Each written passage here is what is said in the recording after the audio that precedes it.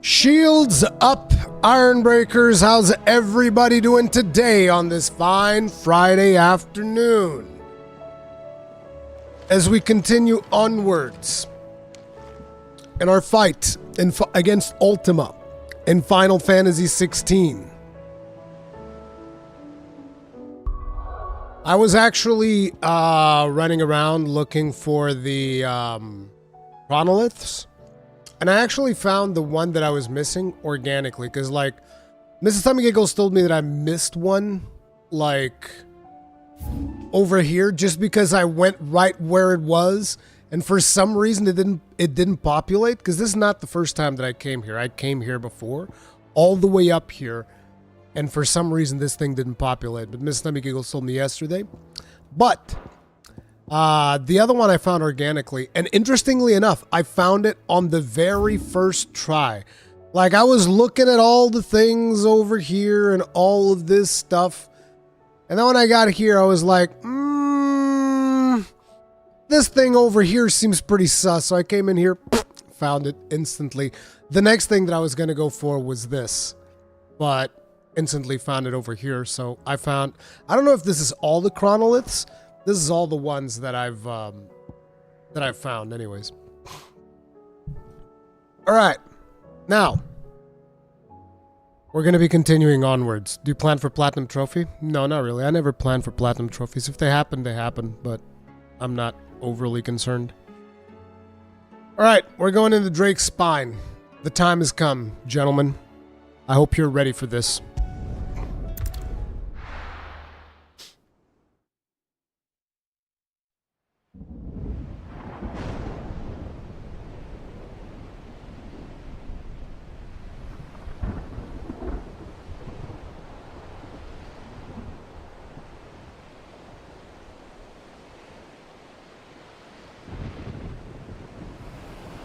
Wait, what? Wait, what?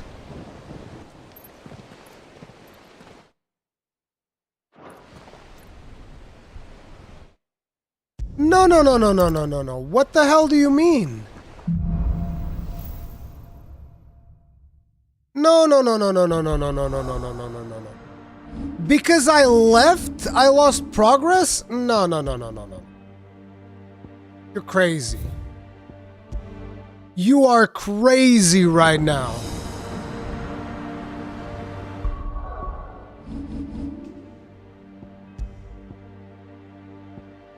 No, that was the autosave. This is the player save.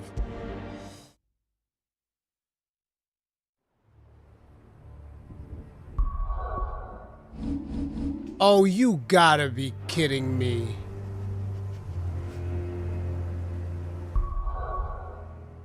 No, that's not right. So let me see. How about I get the auto save from, like, yesterday? Why is every auto save, like, from today? Okay, 1740, 17... Okay, 1252, so it would have been... It would have been this one.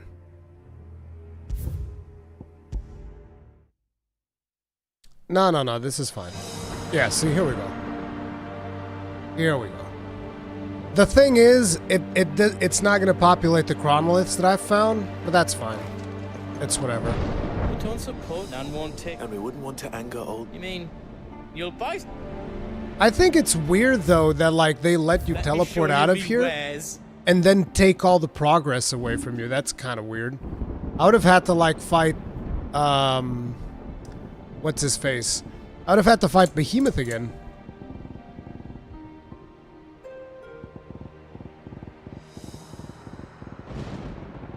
I have literally all of the charms that he sells.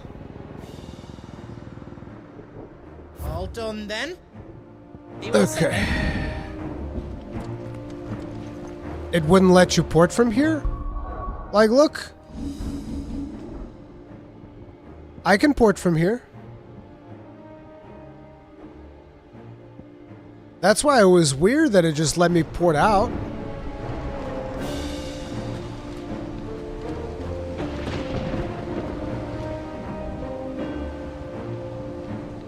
See, Clive, we're not alone. If we are to win the day, we must all play our part. And ours lies beyond those doors. Let's go. We've fought long and hard for this moment. Sid's dream, our dream, is within our grasp. We need only endure this final trial, and we shall. Together.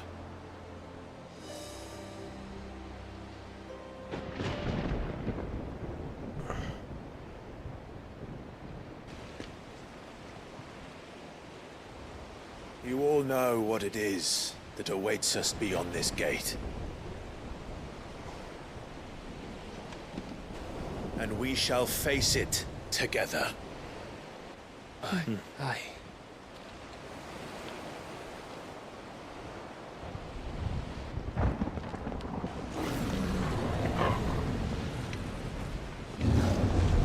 Holy crap.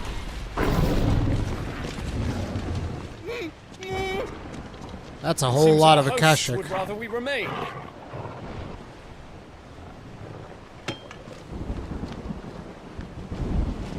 I will stay them. We will stay them. Go! Just don't keep us waiting. Thank you.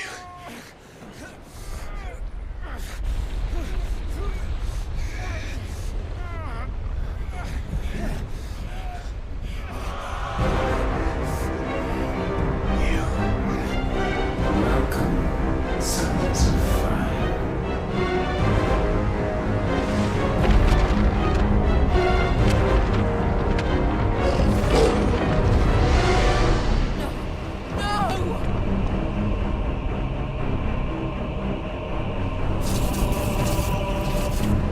There's no reason for them to stay behind then. Get on the Enterprise and leave. Come back. Don't stay here! Why would you stay? Get on the Enterprise and leave!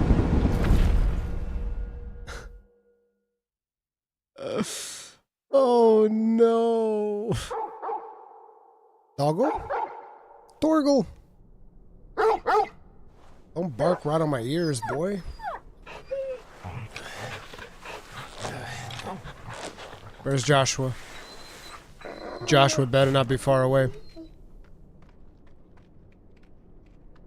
Dion wants to hit a new stagger record. He's not Joshua. beating me.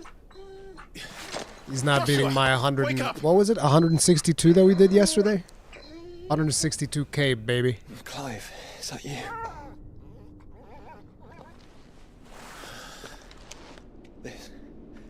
This isn't stone here. No, it's not. Looks like we're on the 13th. Welcome to our darkness. A rift between worlds wherein your kind might reflect. Show yourself! Grave and many are the sins of man. And we would have you know them, all of them. As fate has seen fit to deliver you home, consider this our welcoming gift.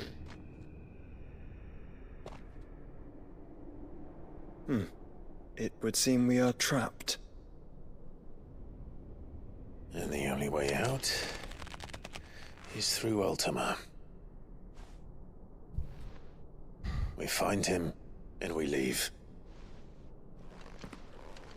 But we can't kill him. There's still one crystal. The Interdimensional Rift. The Interdimensional Rift looks a whole lot like the 13th.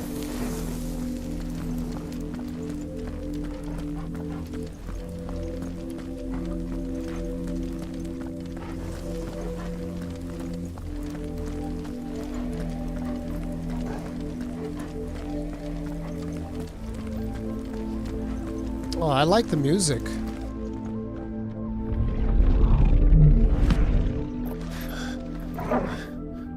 If you are to comprehend the full extent of your transgressions, we must go back to the beginning. When the world was still young, we visited upon it a miracle, magic, and in its light did all life flourish.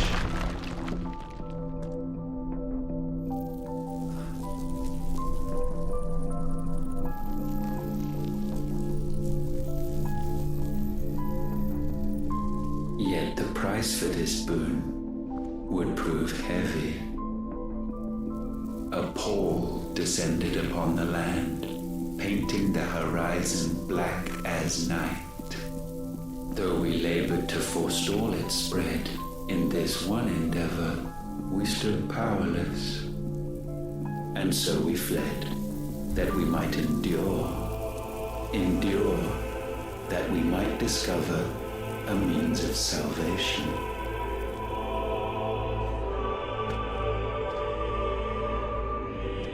But if it was magic that caused the blight, what of the mother crystals?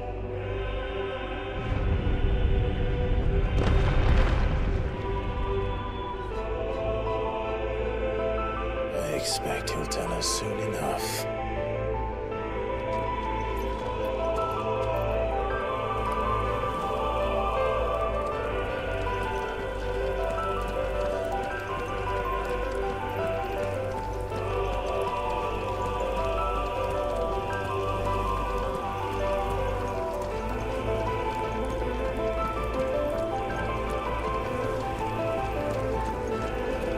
I'm more curious about who is the we.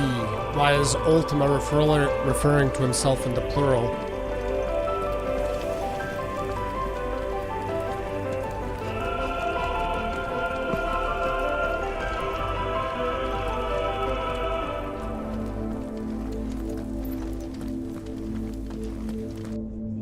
Salvation, alas, was not readily to be had.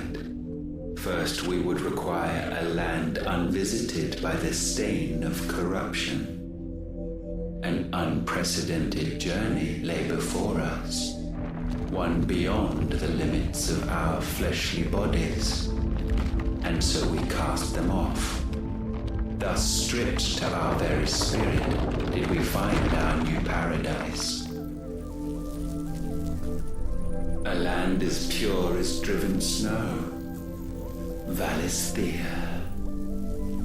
There would the true work begin, for the black crept yet behind us.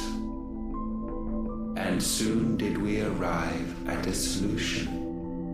The illness having spread to every organ, there was but one escape from this fate, to start afresh. With a new world. The one for which Barnabas labored. A paradise free from the blight where his God awaits. And where, if we only forfeit our wills and abandon everything we hold dear, humanity can join him. So, Ultima would have us follow in the footsteps of the king. And follow we shall. For now.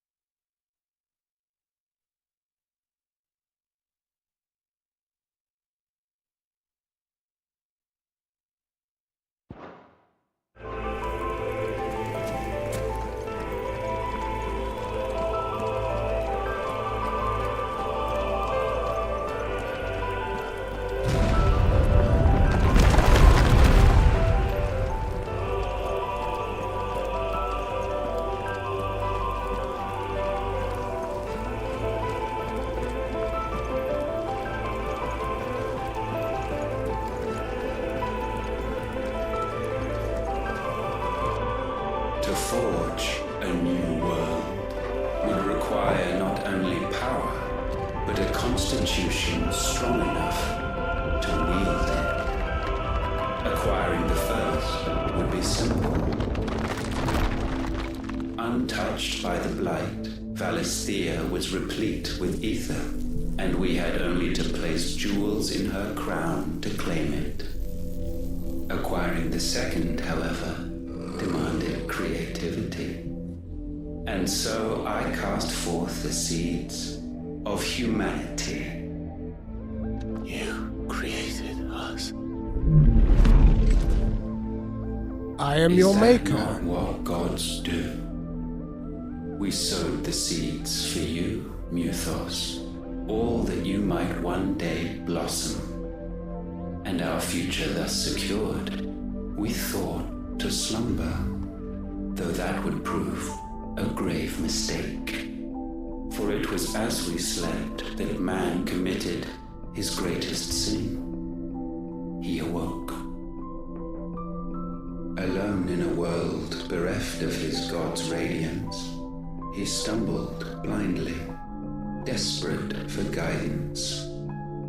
Finding no light, he sought to kindle his own. And from that single errant impulse was his will born. Having discovered himself at last, man turned his eyes inward and found he desired evermore that which only magic might afford. He desired power. So wars were waged and brothers slain for custody over that dwindling resource. Ether. And the land, she wept tears of black.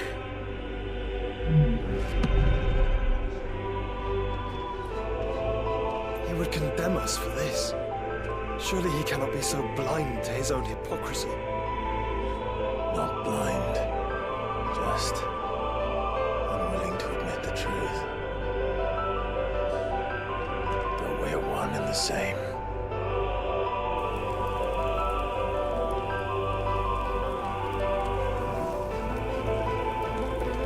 Yeah, because they too made magic, and that magic is what destroyed them.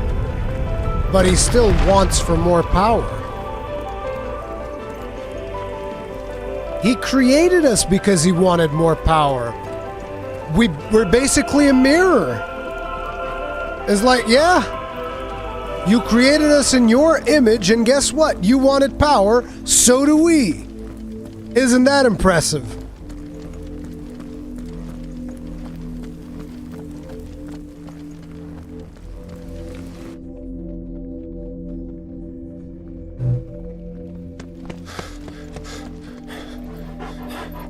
Like we're fighting. Is that? Ifrit, or what's left of him. Long have our ashes lain cold for want of a spark. Cast your eyes upon them and see what you must become.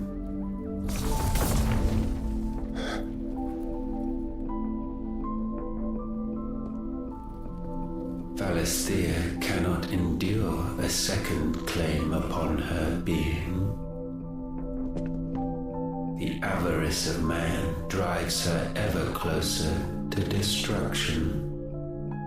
But she may yet be saved by you. It is what you were born to do, why we nursed you and fed you, as your own mother should have. Except my mom was a bitch. And In-game. now that you are fully grown, our Muthos, it is time at last for you to serve your purpose. To right your wrongs. If our sin is wanting to survive, then you are as marked by it as we are. The fault is yours. Our wills were born because you abandoned us. now, you would have us forfeit them. All for a place in your new paradise. Do you imagine yourselves worthy of one? Mankind has no place in our world. Assuming you Is never this told that to truly Barnabas. So difficult to comprehend. We only ever require you, Mythos, when the time comes to bid this wretched realm farewell. None shall follow, none shall remain. What do you mean, none? This is our world. Once the land's rebirth is complete, humanity will have served its purpose. Why would we continue to suffer that which has caused us so much vexation? Because the land doesn't belong to you. It belongs to us all!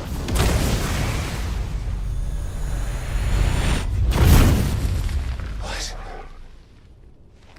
That is where you are mistaken. You own nothing but your precious will.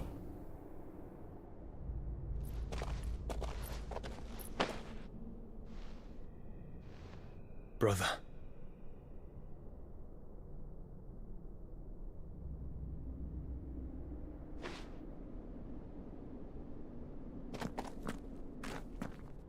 I can't do this alone. And you don't have to. I grow weary of your dissent. Now you must learn that this master will not tolerate disobedience. I love that.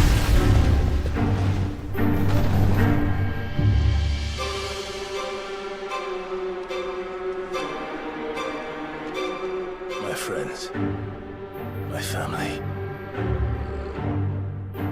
We have all suffered, all fought to survive. This world may be flawed. It may be broken. But it's all we have. And if we can't share it, I see only one other choice. You have to go. You may have created us, Ultima.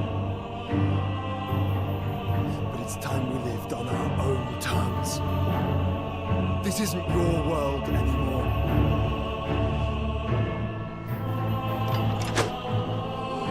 It's us. Bow down, offenders, hearts disdained.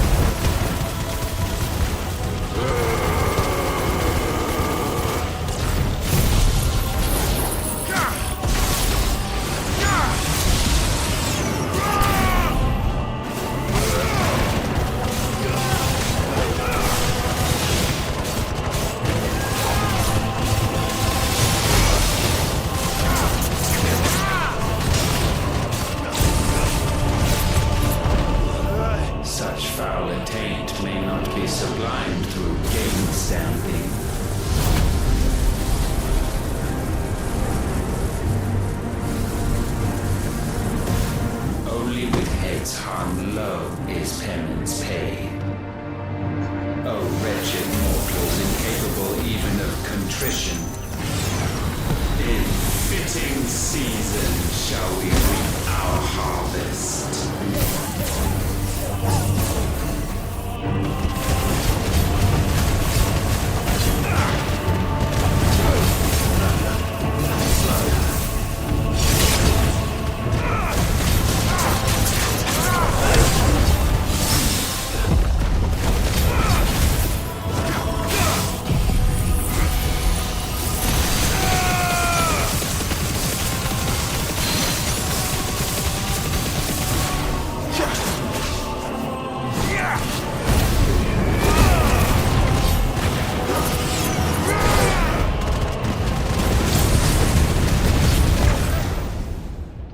Gifted this chance, and still you would raise your hand against the Lord. You're not my lord. What now? The darkness bends.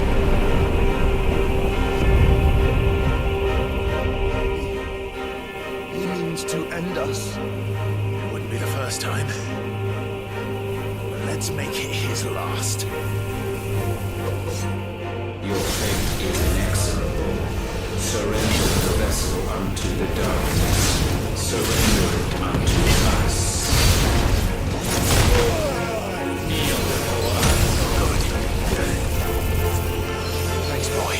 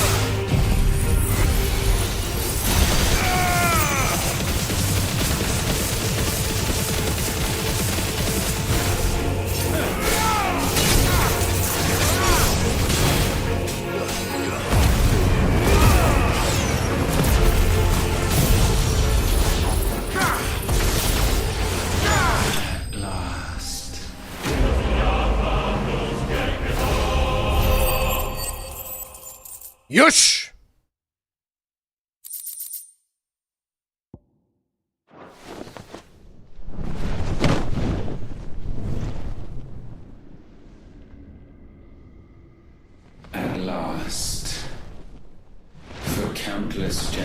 generations have we awaited this moment.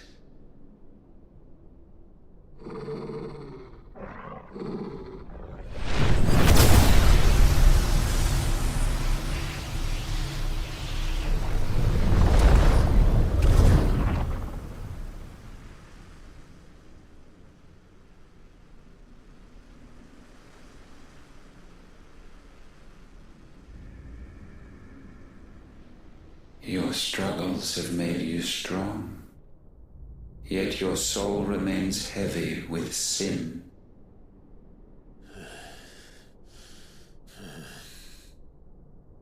Absolution is nigh. Repent, and all shall be forgiven.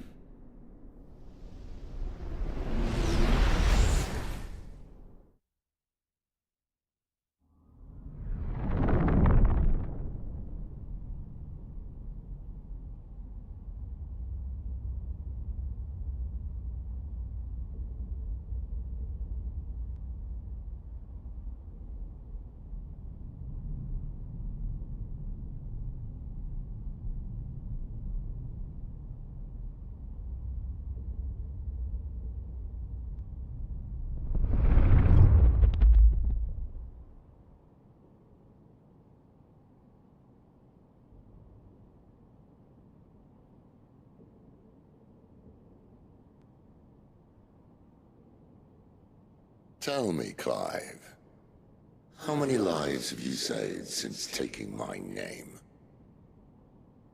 Loads. Fewer than we have ruined. Wherever we go, we leave a sea of tears in our wake. He's trying to break our will. These are the wages of your will, son. That's a poor attempt, Ultima. What good are our choices when all they ever bring, all they will ever bring, is death? He's just trying to break There's our no will. atoning, Clive. No matter how hard you try. So why not leave it all behind? Leave it all behind.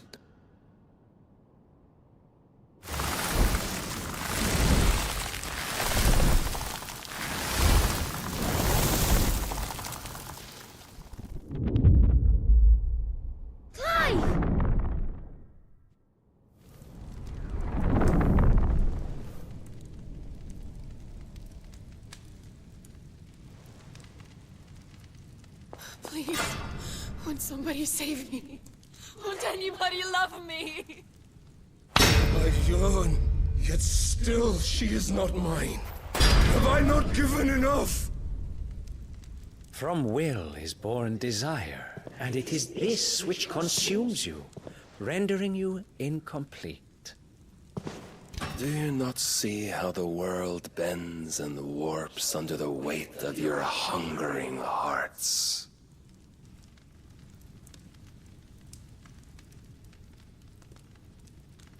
What if it could all just go away?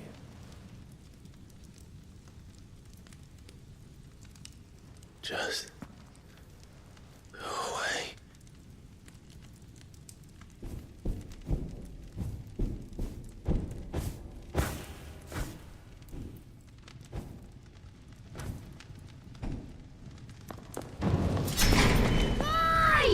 Clive!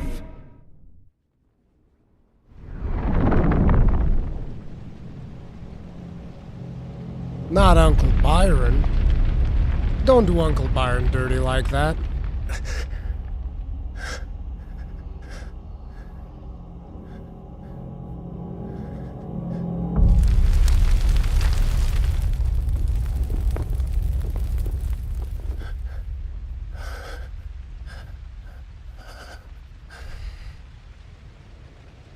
None of this is real. Wake up. It's time to go home, Clive.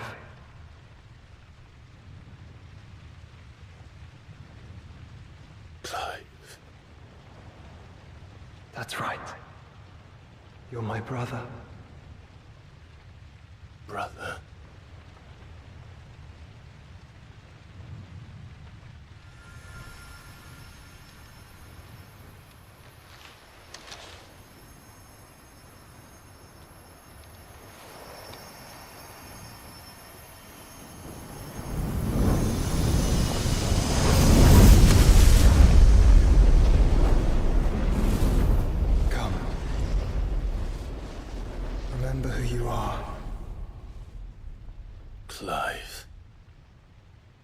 Boss field.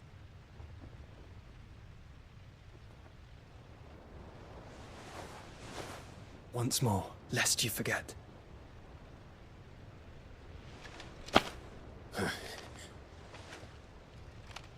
My name is Clive. Clive Rossfield.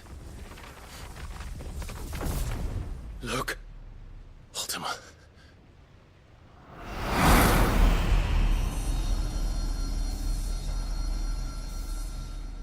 Even here, the light of the vessel's will cannot be quenched. And the Phoenix, his trespass should not have been possible. Not possible unless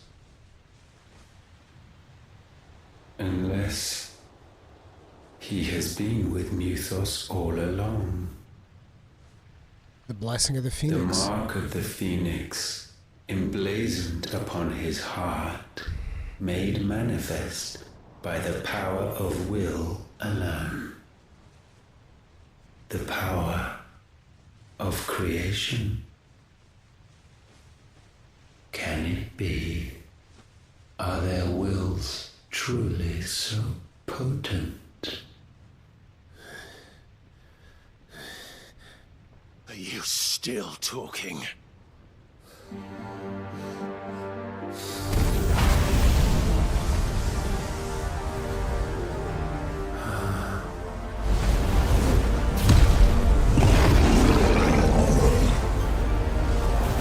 Ifrit risen.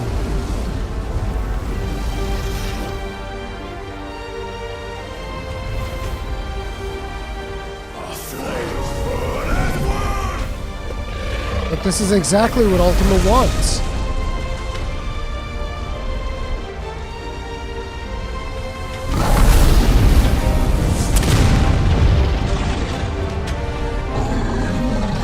This is no mere evolution, it is a deviation, and herefrom does Logos rise.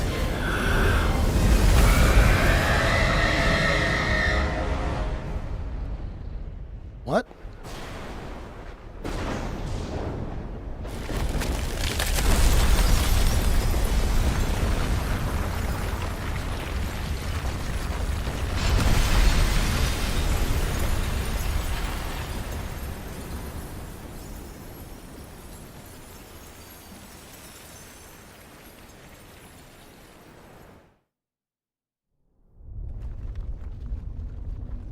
That's it, guys. We finished the game. We win. That was easy. Damn it, Clive. Wake up.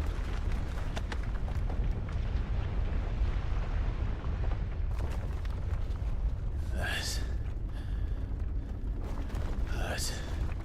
Sorry to wake you, but I think it may be time to leave. This place.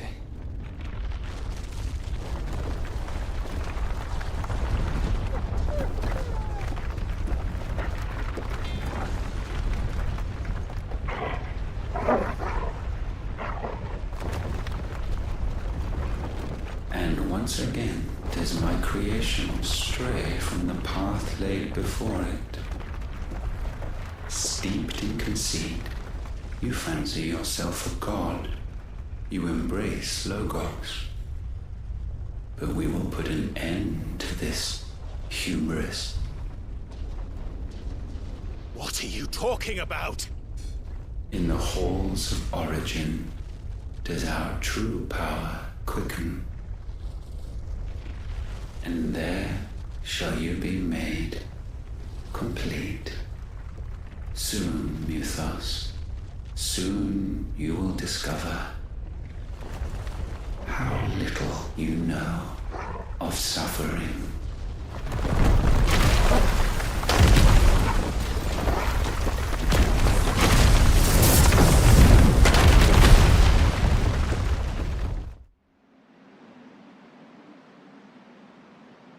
Yeah, that's what I was thinking about. Xenoblade.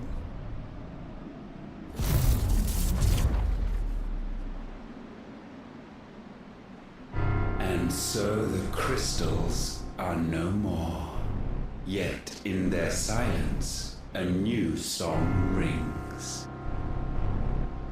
Its chorus building, a crescendo as it enters its final movement, stirring those long aslumber to waking. And back to their origin.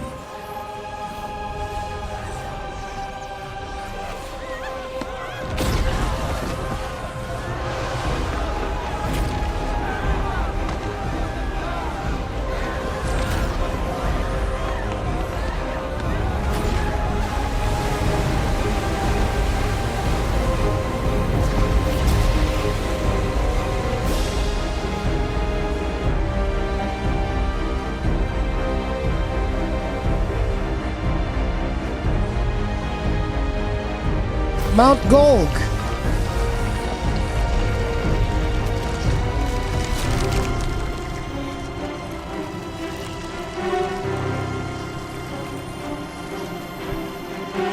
He made a new crystal.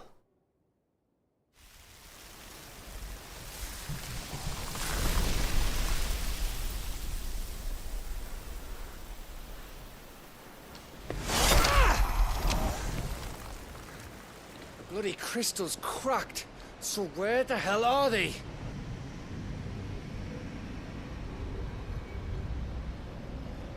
Oh, fuck me.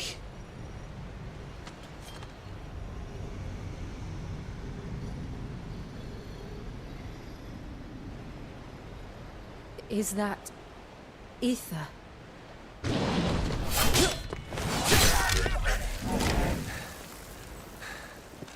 What in good Grieger's name is going on? This is wrong.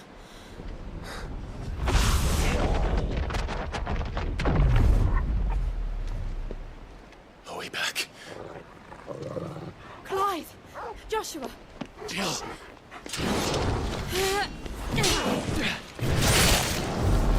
Is everyone all right?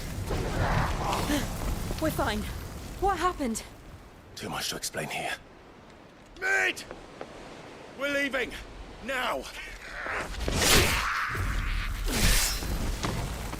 Everyone, fall back to the ship!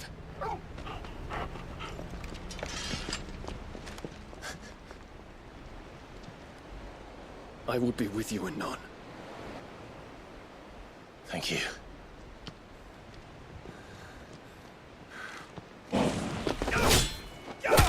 Why?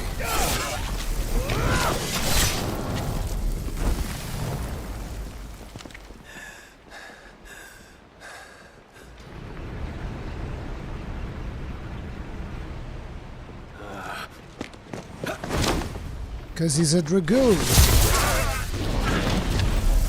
He can jump.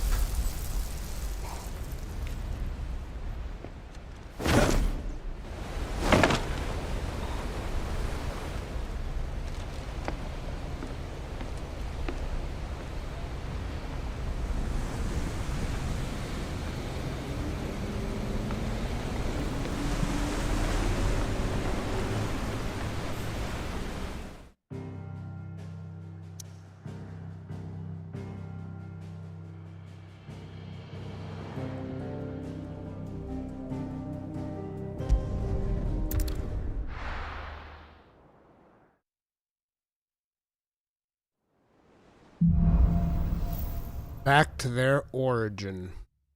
I need to tell everyone what happened at Drake's Spine. And I'm going to need Otto's help.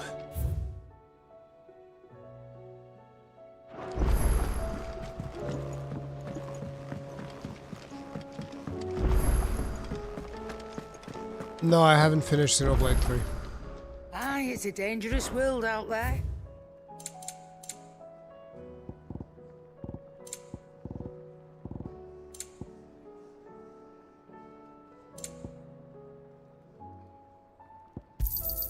It'd better all be here. You'll not find a better price than that.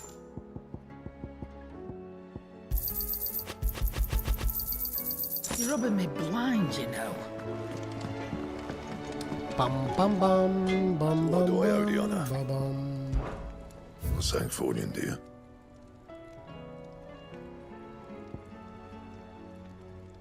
Defender +1 is an upgrade. A very minor one, indeed.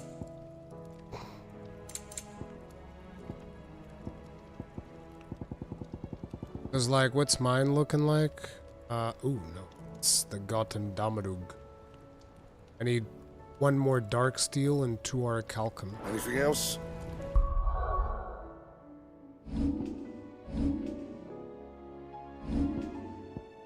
Mine's 325. I think that Trouble with your gear? the +1 of the other one's like 330. Meh. Anything else? Not doing it.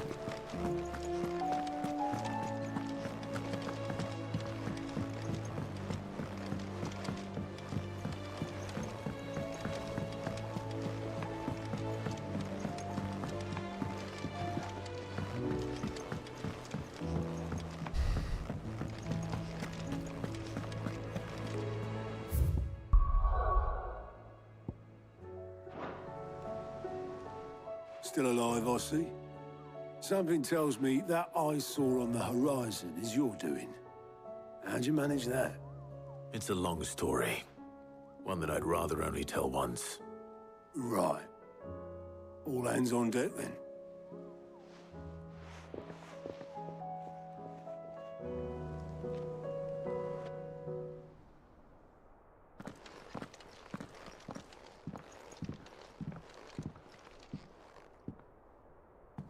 Is this everyone?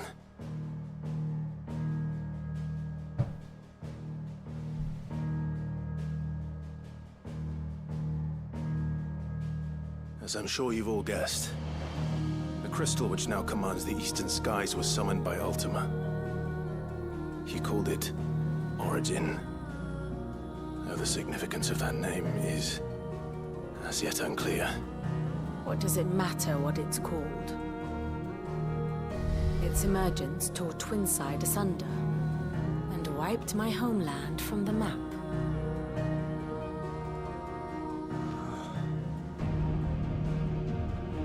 Mention of the Dominion spires can be found in the oldest of Valisthian records. But to the best of my knowledge, none provide any hint as to their true nature. That they would prove the horns of some slumbering demon. Well, the Dominion's demise was at least quick. Elsewhere, the Republican army cannot hope to contain the chaos engulfing Randalar. Canberra is in flames, and the Empire. Our allies are crying out for answers. I've sent the Cursebreakers to give them what assurances we can, but right now that amounts to fuck all. They wouldn't be able to stop what the skies have started in any case. People here and across the realm grow sicker with every passing day. Could it be that this new Mother Crystal is like the others? That it draws upon the land's ether? It certainly looked that way from stone here. If that were true, it would explain the hastening spread of the Blight since the crystal's appearance. Would it not? And as the land's ether slowly rises to the surface, it pools, corrupting all who cannot channel its energies. Archay above, ether floods below, and in the middle, here we languish, hopelessly entrapped.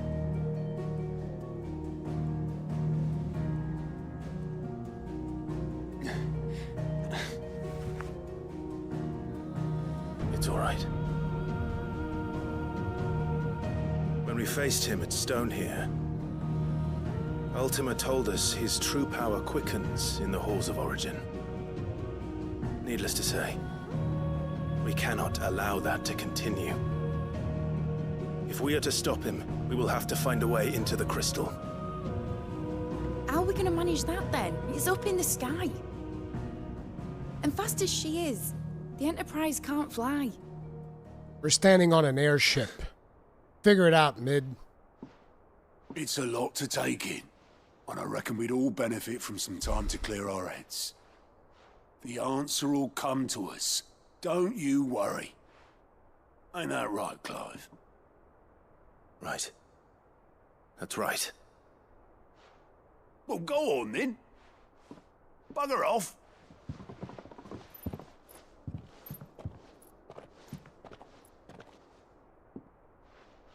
Same goes for you, Clive. You won't solve anything like this. Trust me. Go and get some fresh air, eh? Thank you.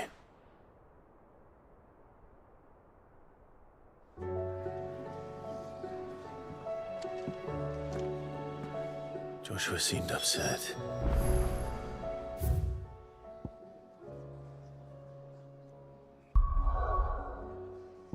Boo, boo, boo, boo, doo. No new hunts.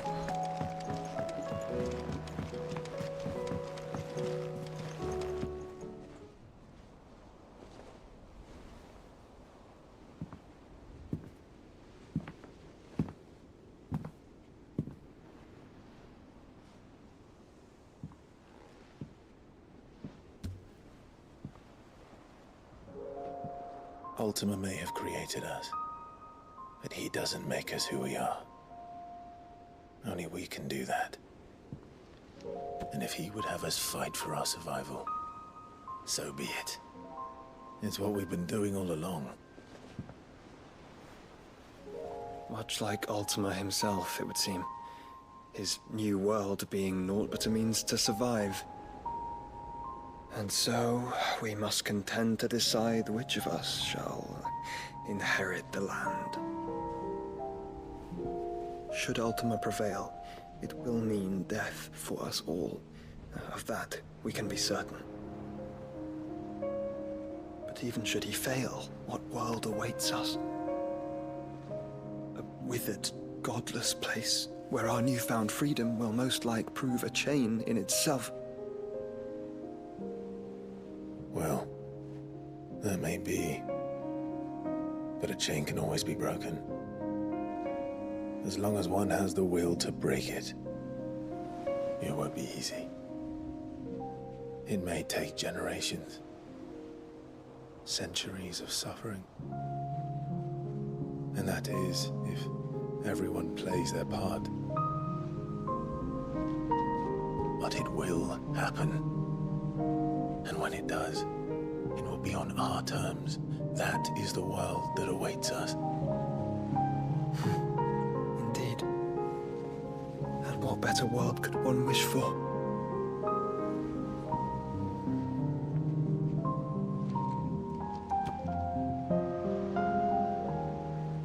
But first, we have to reach that crystal.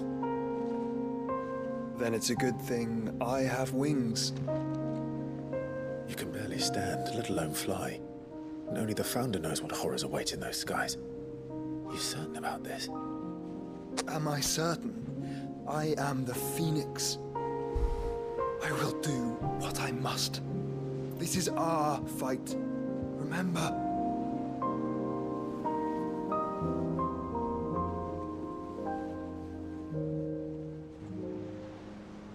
All right. I yield.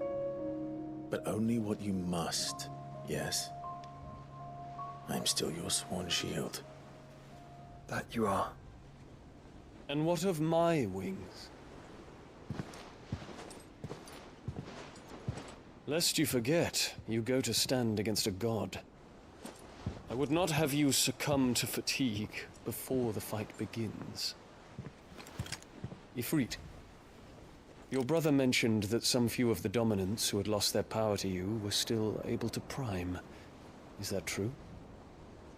It is. But their icons no longer submitted to their will.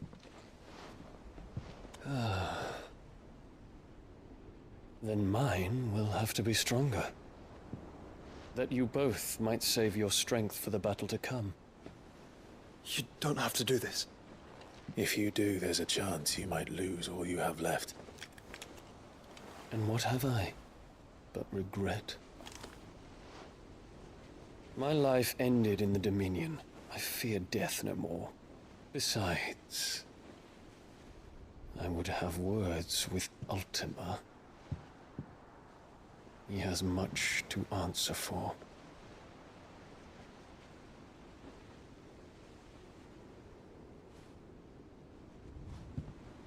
We are in your debt, Dion.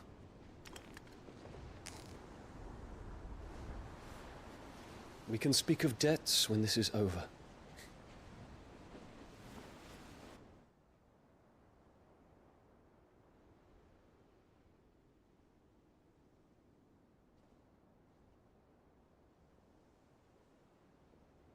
He speaks like a man who knows he's not coming back.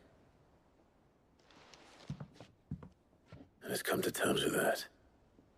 That doesn't mean that we have to, does it, Clive? Time to talk to Jill. I only hope she understands.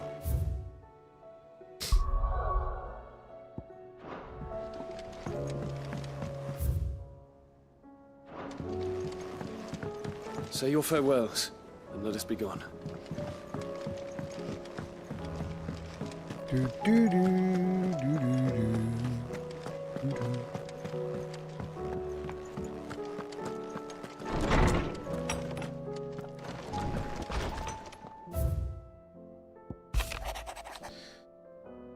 While the going was slow and not without the occasional run-in with some straggling orc, I saw Edda back safe to the Shadow Coast, where Mid was waiting kindly with the Enterprise.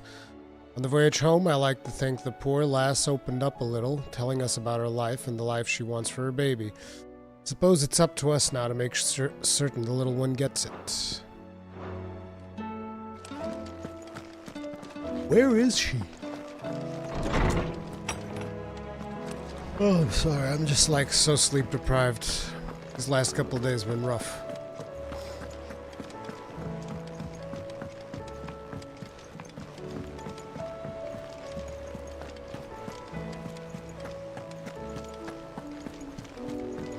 I'd like to actually see where Edda is. But I guess the game's not going to show me. What will it be today? She's in the infirmary? Okay. Godspeed. Clive, allow me to educate you. Very good.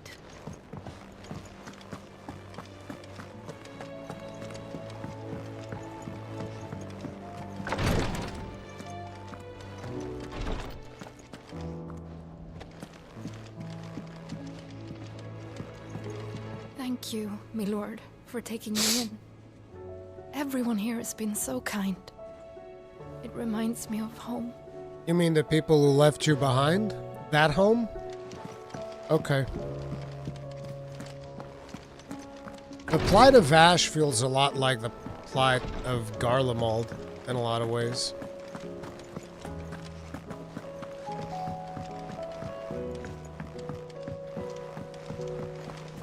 There's something about it.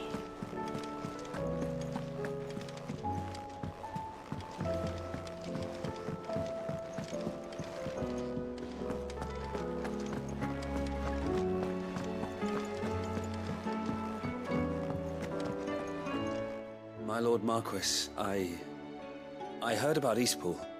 That some of my fellow Guardians are to build a new home there, both for themselves and for Madame Martha's bearers. Is it true? It's true. The village is to be rebuilt. I have many fond memories of Eastpool. When I was a child, we would visit my aunt and uncle often. They would lavish attention upon me as if I were the son they never had. I went to see Aunt Hannah after my uncle passed away, but not nearly as often as I should have.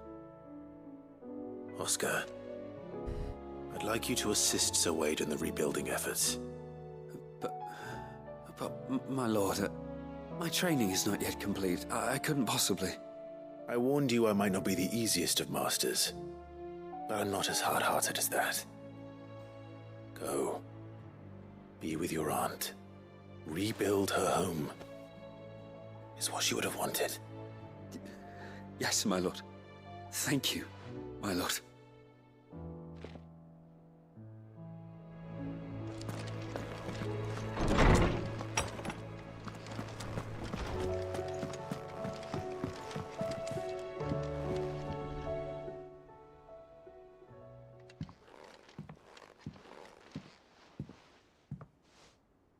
Come to wish on a star. That might not be such a bad idea. This is it, Jill. You know what I have to do. Why I have to do it. There's no turning back now. This is where our journey was leading us. Where it will end, for better or worse.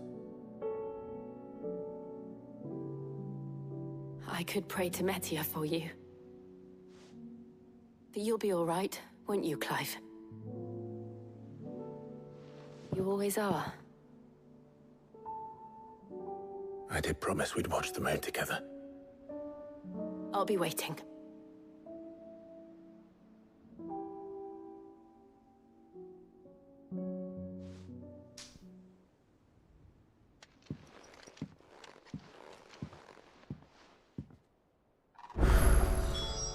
It's almost time. Better make sure I haven't forgotten anything.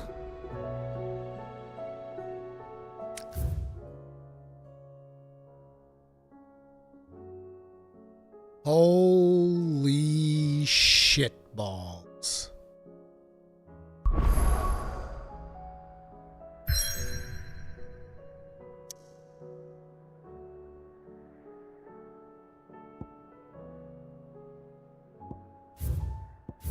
One,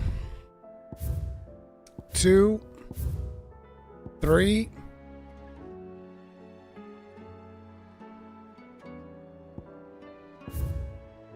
4, 5, 6, 7, 8, 9, 10, 11. It's not 20.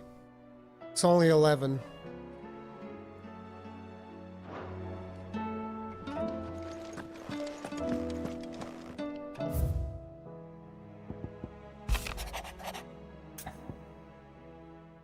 In case you haven't noticed, your poor hound spends all his time of late on the rear deck, whimpering like Gav in his cups. Something ain't right. My gut tells me it's not to do with his supply of antelope bones. What is it this time, Torgal? More than words is all I ever need to make you read. Reluctant as I am to add to your burdens, I would ask that you wade in a personal matter, albeit one that may be beneficial to your cause. There exist ancient texts deemed so injurious to modern thought that mere possession is deemed a crime. And it was a chance encountered one such tome from a distance that sparked within me the scholastic curiosity which burns to this very day. Wish to enlist your aid in reclaiming that text. Should you require further incentive, know that I am willing to offer compensation for services rendered. Something tells me this is no mere adventure story.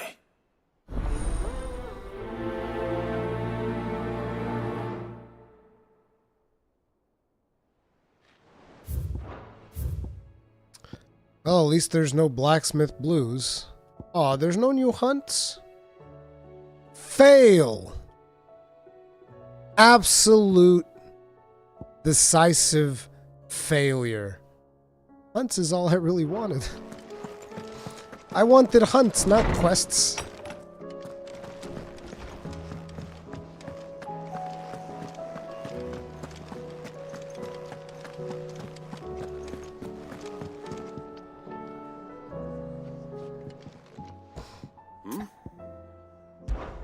Clive, my boy! Rutherford informs me that we owe you our thanks. Hadn't intended for you to get involved, but such are the times we live in, huh? I would have done the same for anyone else. You're far too modest, Clive. You'd make a terrible nobleman. But tell me, is the realm truly in as dire a state as Rutherford suggests? From what little I saw, you were right to be worried. I suppose I should have expected the worst. But I was rather hoping the great and good of the realm might have things a little more under control. Alas, it seems that firm leadership is in short supply these days, and without it, the people are bound to lose their way. We must move quickly. But where do we start? True, the challenges that face us are many. But in my estimation, there are two key areas to be addressed before any other. The realm's armies and her larders. As you've seen firsthand, it's every man and woman for themselves out there. Certain cities have banded together to try and maintain some semblance of order, yes? But such cases are few and far between. And yet, the only remedy for the chaos that faces us is unity. A unity that transcends even the borders laid down by our ancestors. In short, if Storm does not stand together, she will fall apart. But how would one even begin to unite the realm? The armies, my boy. As I told you already, we begin by restoring order among the ranks of those sworn to maintain it. Sadly, I doubt I could convince even the lowliest gaggle of privates to dig a latrine together. But I do know someone the High Commanders have been known to listen to on occasion. Field Marshal Eugen Havel. Havel the Rock. Retired. He was, until an Akashic army tore through Randalar and killed most of the rank and file. There is no man alive more capable. Literally. And as luck would have it, I've already spoken with him on the matter. Of course you have. And he's agreed to help. On one condition. That he first speaks with you personally. Havel has always been a man of frustratingly rigid principle, and he has certain qualms about clasping arms with, well, with an outlaw. I extolled your many virtues as best I could, of course, but the old goat was adamant that he be allowed to appraise you in person. You don't mind, do you, my boy? Sure thing. Of course not. As long as chaos reigns, we will never build a better world. I'll do whatever it takes. And if the Field Marshal wishes to speak with me in person, then so be it. That's the spirit. I'll leave for Randalar at once. Would you send a Stolas? Of course. Rutherford is already in the Dalmekian capital. I'll have him tell Havel to expect you forthwith. Excellent. Thank you, Uncle. No. Thank you, Clive. Oh.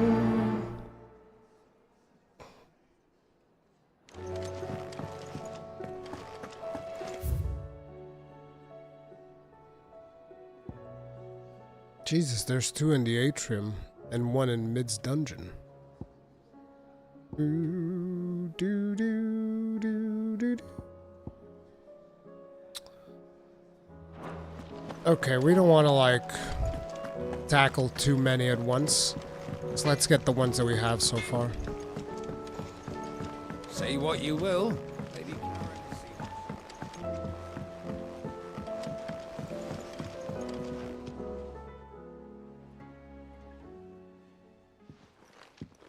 Pining for something, boy.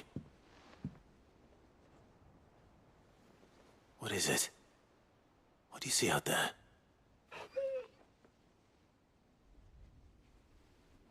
I never did ask where you got that anklet of yours. From Sid, that's why. On the day he brought him home. That long ago? And you're only thinking to ask this now? Sid saw that the pup had a habit of gnawing on his leg, since you ask. Clap that there iron on him to keep him from doing it. What was wrong, boy? I'll take like as not. Must have been hard on the poor whelp losing his loving masters at such a young age. Doubly hard in being a frost wolf, torn away from his icons and all. Sid would always tell him, you want my iron gone, you find what it is you're looking for. I reckon what he was looking for was you. I'm sorry, Torgal. Sorry for making you wait so long. Let's get that thing off you.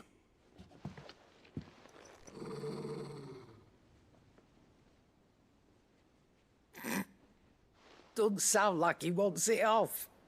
Indeed. You miss Sid as much as the rest of us, don't you?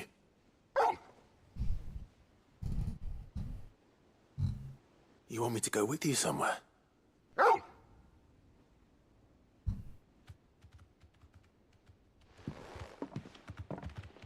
Quick, aren't you? Glad you've been paying attention. Not nearly as much as you have, Lady Karen. Aye, good thing and all. It's not like Gav would have kept him in nuts and rubbed his belly these past 10 summers. Your kindness is appreciated. You've been a good friend to him. Only because he doesn't talk back like the rest of you. Go on now.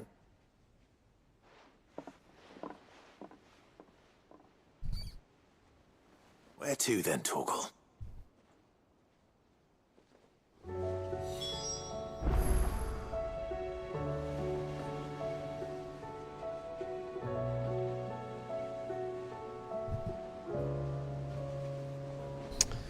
Yeah, we're doing a standing stream, guys. I don't want to be sitting down for too long.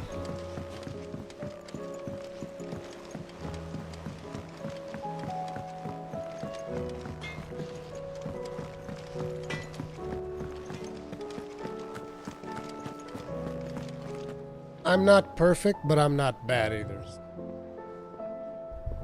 Let's put it at that. I'm like I'm like Sid's daughter right now. My health, it's mid. All right, Torgal. Where are you taking me? I'm going to need a little bit more than that, boy. Do you have a better hint for me? Unless you've already given me one. Back on the rear deck, you were looking west, toward Rosaria.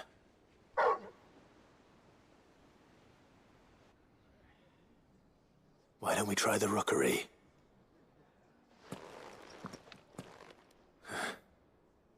I haven't been to the island in almost 20 years.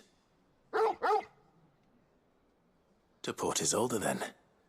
Fingers crossed the old mooring is still there.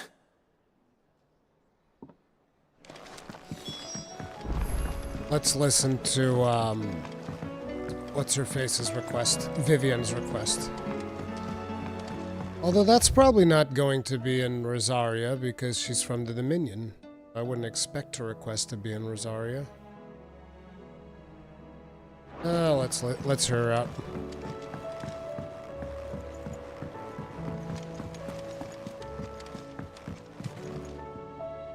Vivian, I read your note, and I'd be happy to help you find the book you're looking for. Thank you, Clive. But tracking it down will not be easy. Are you sure? Please. You have always granted me your wisdom and insight whenever I asked. It's only right that I return the favor. Or at least attempt to. You are too kind. Alas, what I ask of you is rather more trying than delivering the odd lecture. I spoke with Harpocrates to see if he had any inkling as to where another copy might be found, but... But perhaps it is best that you hear the details from him. If you say so. Forgive me, Clive, for asking this of you. But this book, it set me on the path to becoming who I am today. Its importance cannot be overstated.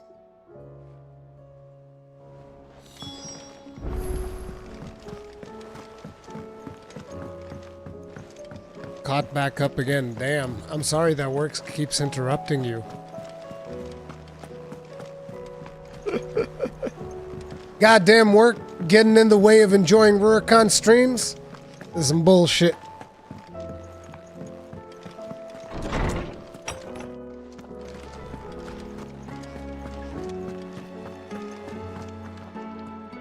Ah, Clive, my boy. What a pleasure it is to see you. Harpocrates. There's something I need to ask you. I've been charged with locating a book called From a Distance. Then you seek a rare gem indeed. One whose name I had not thought to hear from your lips. You've been talking to Vivian. Right as always. Maybe. She didn't seem keen to tell me very much. I take it she didn't like what you had to say. And yet I gather it did naught to dissuade her. Clive, if the young professor has tasked you with obtaining a copy, I fear she asks the impossible. The executors would not allow it. The executors? I'll execute them. Coveters of secrets. A clandestine organization committed to the collection and intenebration of forbidden texts and technologies. One such text being the tome Vivian seeks, chronicling as it does the true history of the enslavement of bearers. A tale which could overturn the established order were it ever to become widely known. Or, so rumor has it. I've never actually read the thing, or even set eyes on it for that matter. How is it that I haven't heard of this organization? Why, secrecy is the Executor's watchword. They lurk in the shadows, emerging only to seize that which must be seized, be it books, inventions, or people, before disappearing again, leaving nary a trace. Which would explain why Vivian's copy was snatched from her grasp not long after she found it. By the hand of the Executors, yes. But what drives them? Self-interest or ideology? Fine question. Sadly, all that is known of the Executors can be recounted in a single breath. You may just as soon ask me of their origins, numbers, or the identities of their leaders. Any answer I give would be pure speculation. Then my hunt was doomed from the first. Could it be that they're the Order of the Phoenix? That I'd pluck it from thin air. Not from thin air, no. From ash. Oh, they're from ash, then. Rumors of the Executors are rife among the scholars of Storm, but rather less so across the strait. I have a friend. Well, I had a friend in the village of Garnik, a collector of rare tomes, upon which subject we would oft correspond. Alas, I have heard naught from him since the skies fell dark. And no doubt he too has turned. But though he did not mention it by name, it is possible that a surviving copy of From a Distance yet rests upon one of his many shelves, quietly awaiting discovery. If you were, by some chance, able to save even a single book from the poor man's library, I know his soul would rest easier. Very well. When I next find myself in Waloed, I'll be sure to pay Garnik a visit. Waloed. Lude. Okay, we'll head over to Doggo first.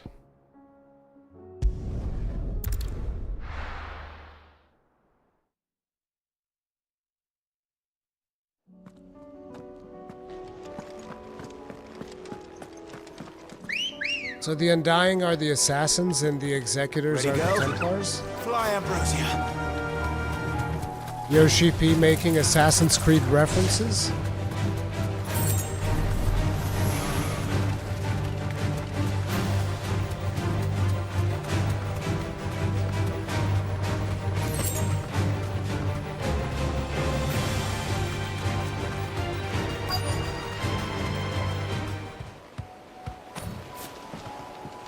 There's a dinghy.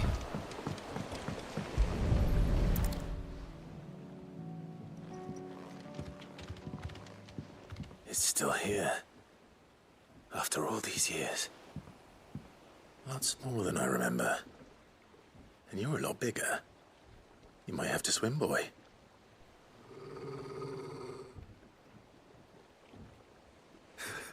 I wasn't being serious.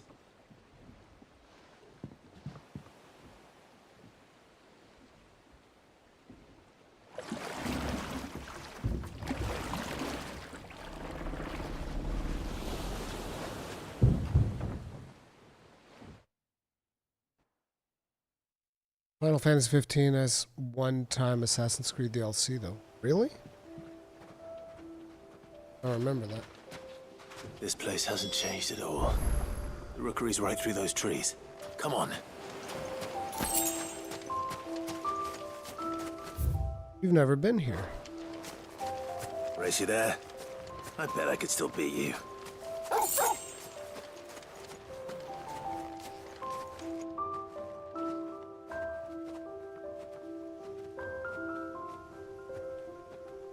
This is like their version of a treehouse.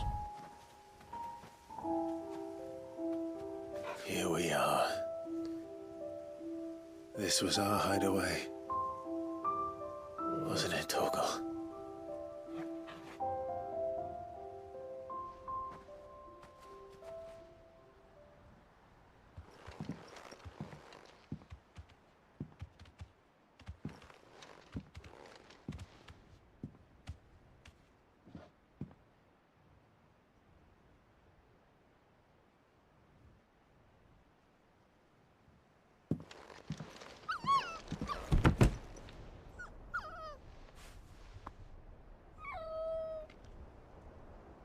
Coming here helped me to forget who I was. Or wasn't. Prince, shield. Son his mother could love. Had I been any one of those things? Perhaps.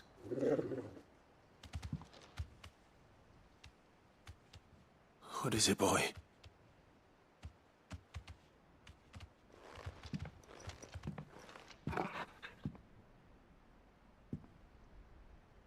This is all from the castle. And Phoenix Gate. Did you bring these here?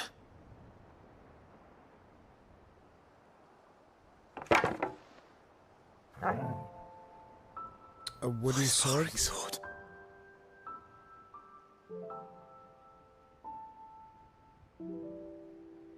Well, well. You never stopped looking for me, did you, boy?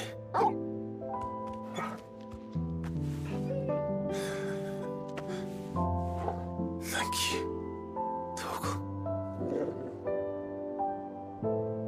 For never giving up. For never forgetting.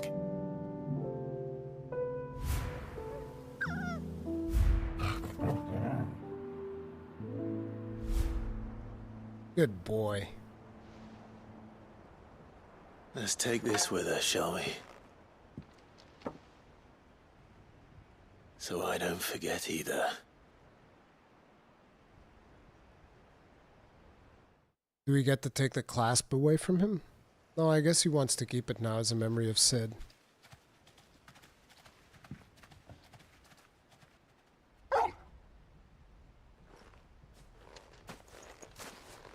That's not the way back to the boat, Torgal. There's more. All right, all right. I'm coming. I think I know where we're going.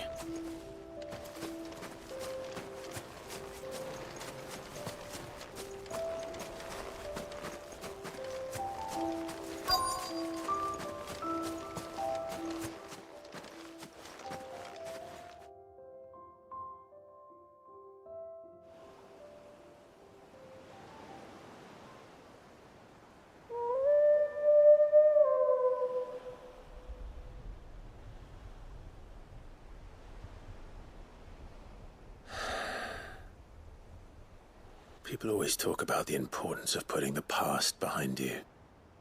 But without it, we wouldn't be who we are today. And we certainly couldn't steer our way to a better tomorrow. Come on, Torgal. Let's go home.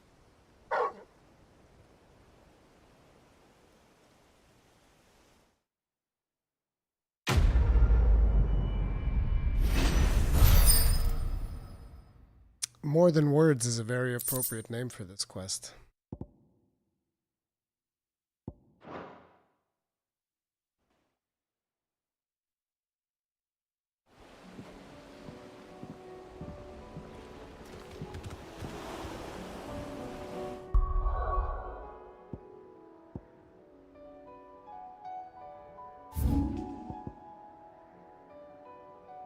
Oh, there's more than one quest around here. Supposed to meet our guy over there. Oh, there's also new stuff in the stores. In all the stores. Guess I gotta check up on all of them, huh?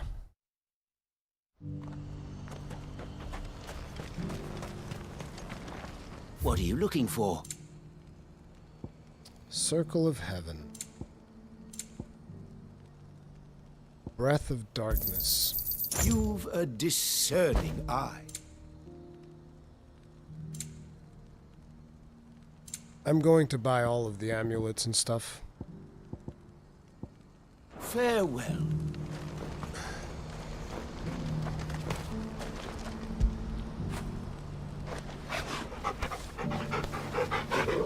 Alwyn didn't deserve being betrayed. No, he didn't. Do you see that too? Guess what? In real life, a lot of people also don't deserve to die, but they still die. Papa? What is it? Oh, please. Just make it stop. I'm scared. Not here.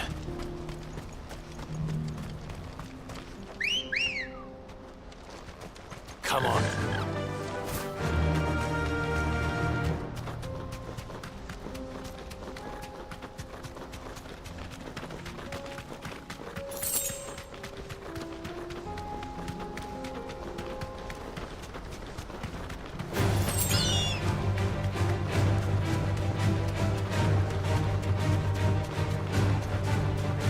Let's see what Uncle's man has to say. Why did he want to talk with us specifically?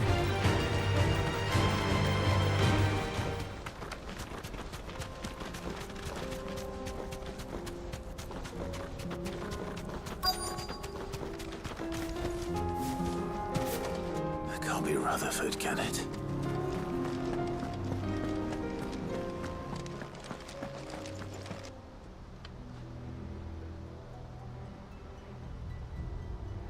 Turncoats and cowards, the lot of you!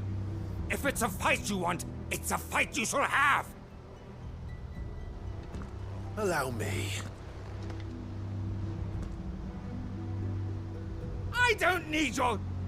Please, Field Marshal, oblige him. This won't take long. You're right. It won't. Man can barely hold his axe. Finish him.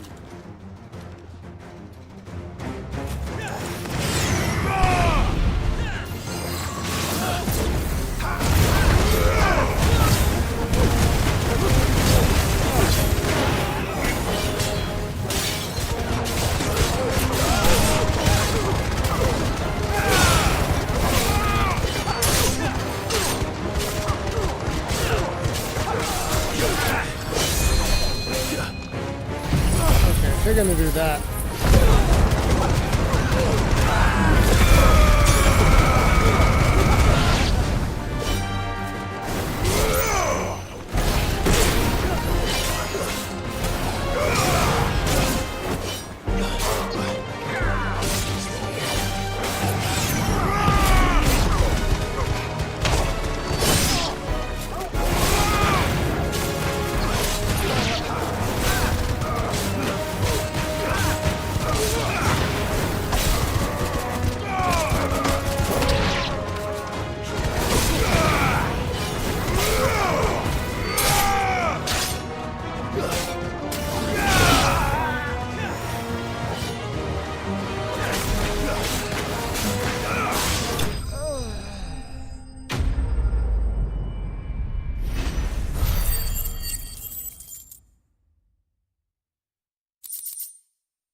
So, what exactly happened here, gentlemen? Longer than I'd have liked.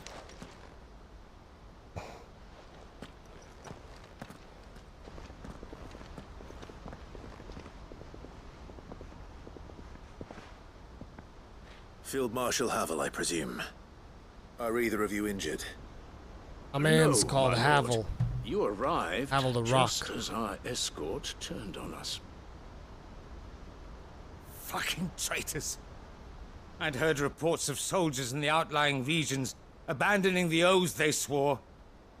But I hadn't thought the corruption had reached so close to the heart of the Republic. It's a fucking disgrace. Your interfering old bastard of an uncle tried to warn me, of course. My lord Marquis. Or is Sid the Outlaw more to your liking? Call me what you want. It doesn't change who I am, or the urgency of the message I bring. My uncle has a plan to right the realm, and he needs your help to see it through. Before I agree to anything, I'd have you answer one question. What do you stand to gain from all this? I won't deny that I might benefit from further chaos. But I seek a new beginning for all of us. And while the choices I've made may not always have been the right ones, I know I made them for the right reasons. For so long, so many of us have been told how we could live, how we could die, when it should have been our decision all along. Now we have a chance to put things right. But in order to take it, we must stand together. Even if it be beside those with whom we don't see eye to eye.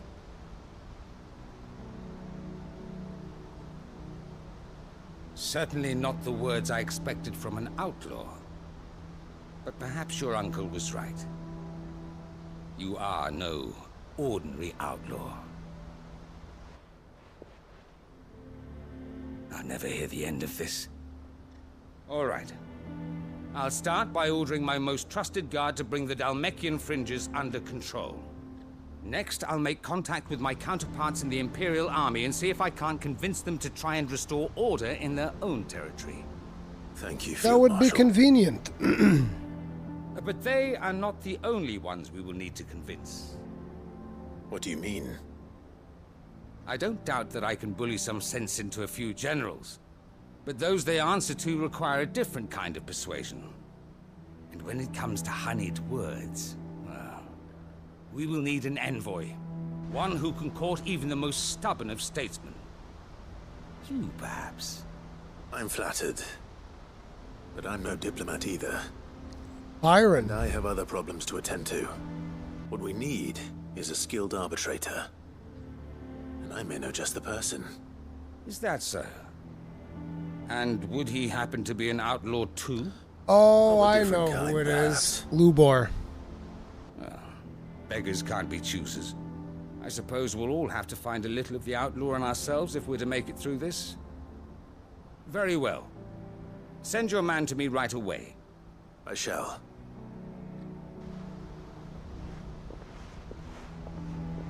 But we'll have to sort out Lubor's situation my Lord first. Your Lord Uncle bade me escort the Field Marshal to his manor in Port Isolde. And I will see that my associate joins you there. Very good, my lord.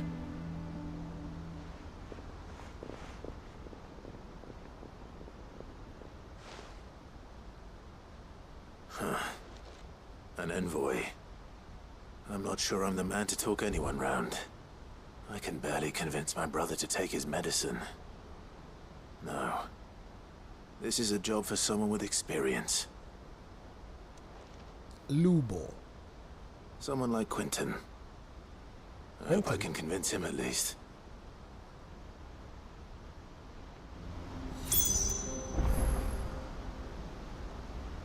Bum, bum, bum. Okay. Where you be, Quentin?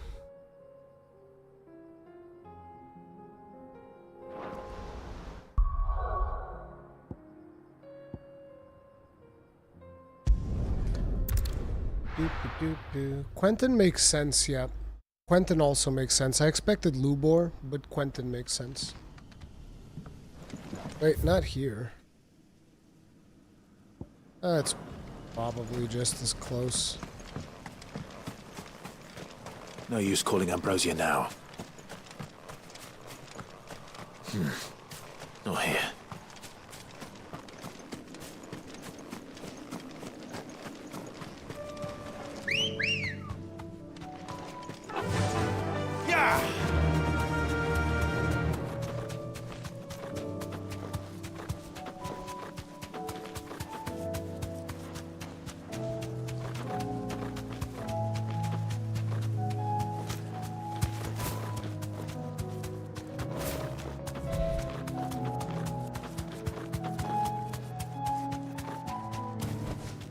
That'll do, girl. Quentin, I've come to collect. Quentin. I have a proposal for you. Do you now? Something tells me you'll be asking more of me than a cask of Gotand gold. Go on then. Propose.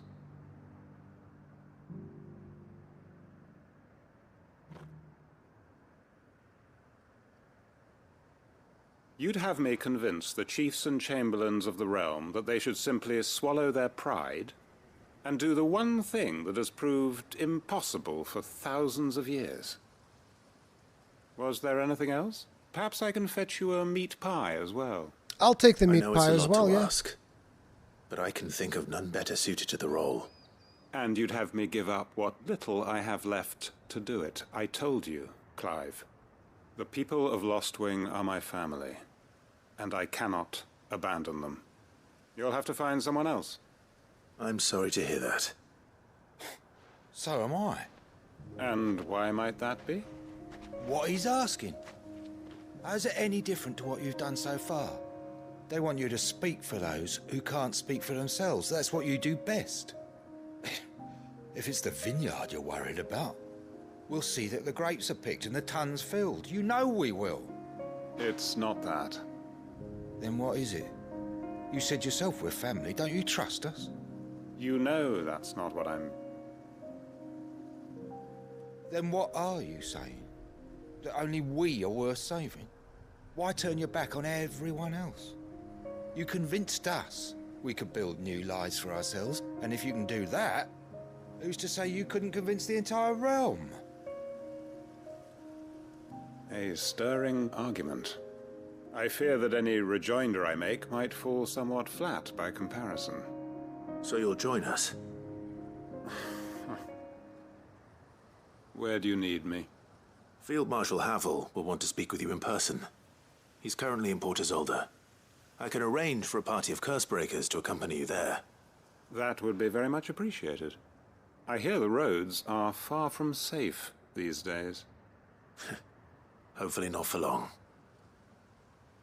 We're working on it, Quentin. We'll get it done. Taking shape.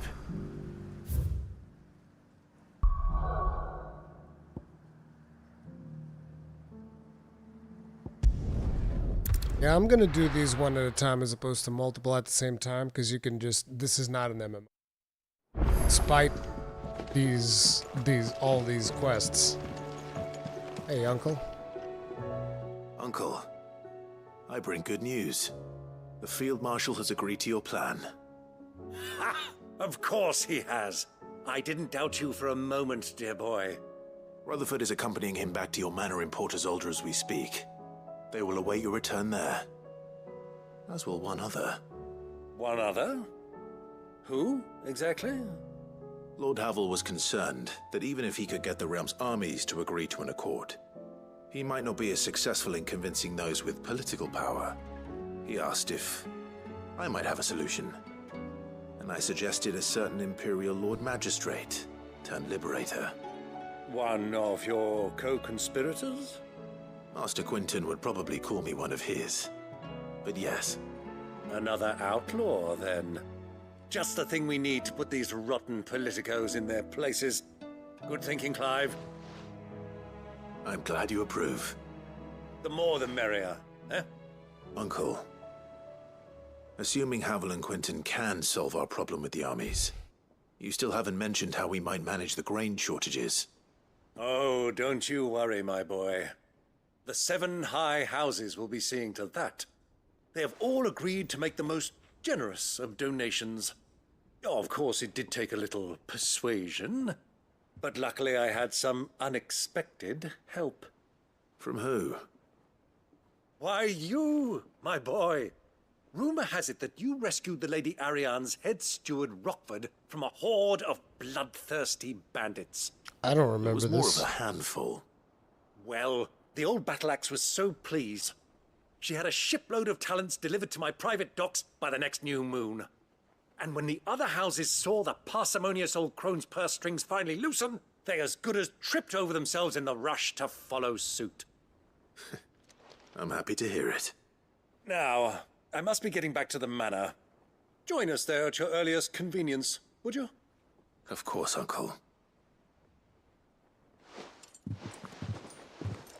I don't know, Nikki Penn. I haven't made up my mind on that yet.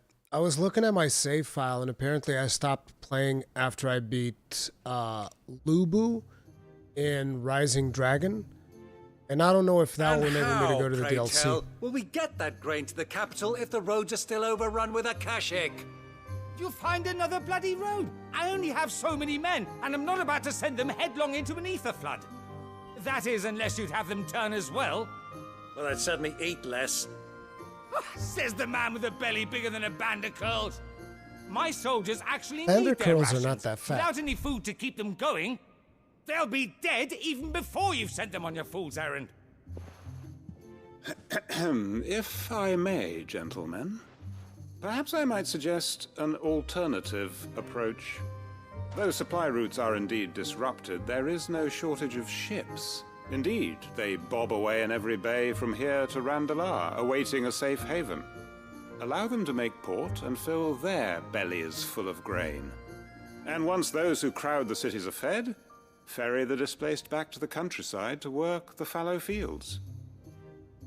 But I'm sure that you wish to continue your discussion.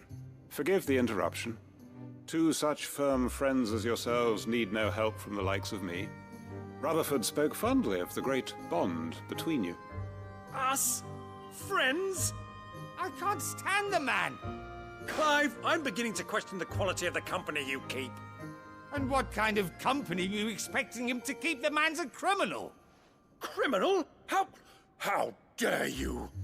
You are not fit to breathe the same air as this fine, upstanding young gentleman. Upstanding? He calls himself Sid the Bloody Outlaw! Once more onto the breach.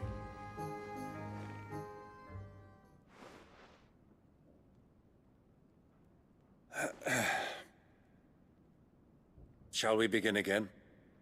What we seek here is not to create a new nation, nor to claim the thrones of those that already exist. We wish simply to bring stability to the realm that mankind might weather the current storm.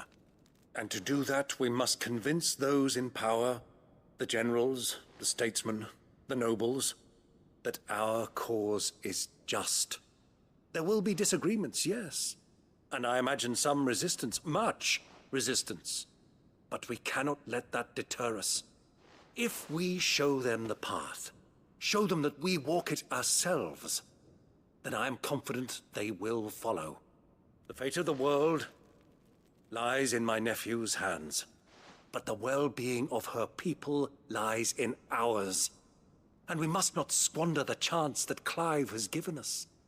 Uncle Byron, Now, with that settled, let's move on to the signing of the Accord. For what great moment in history hasn't been accompanied by a little ceremony?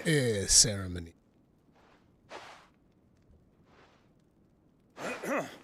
Citizens of Valisthea, I present to you the Tri-Unity.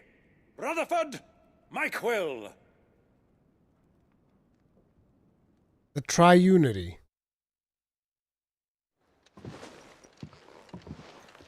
Well, my boy, the stage is set. That it is. This is the role you were born for. Now I ask only that you trust in the talents of your supporting cast. We shall play our parts to the best of our abilities, that you might have the opportunity to shine. The realm needs its Sir Crandall. And there is no better Crandall than you, Clive. I want you to keep this signed accord as proof of our faith in you. I will. Thank you, Uncle.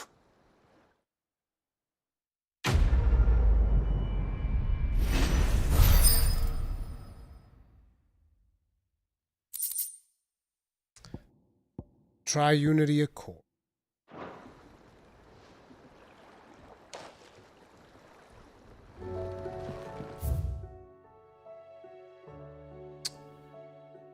Okay, we still have to make for Garnick. Oh, I know where that is.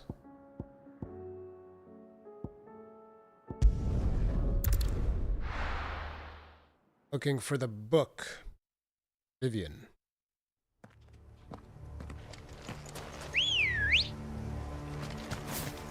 Come on.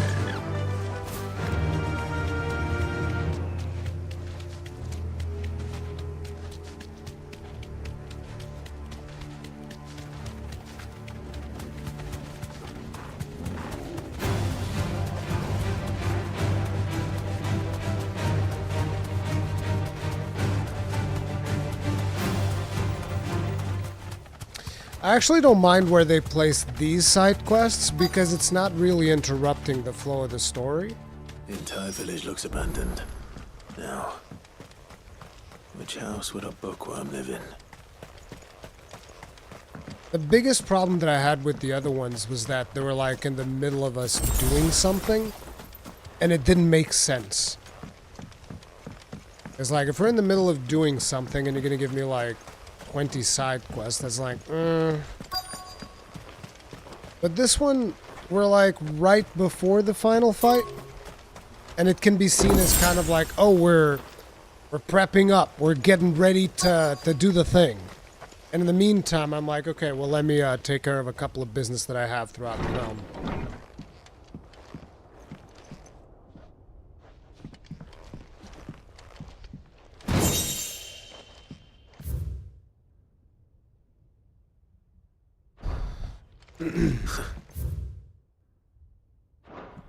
His interests were certainly varied.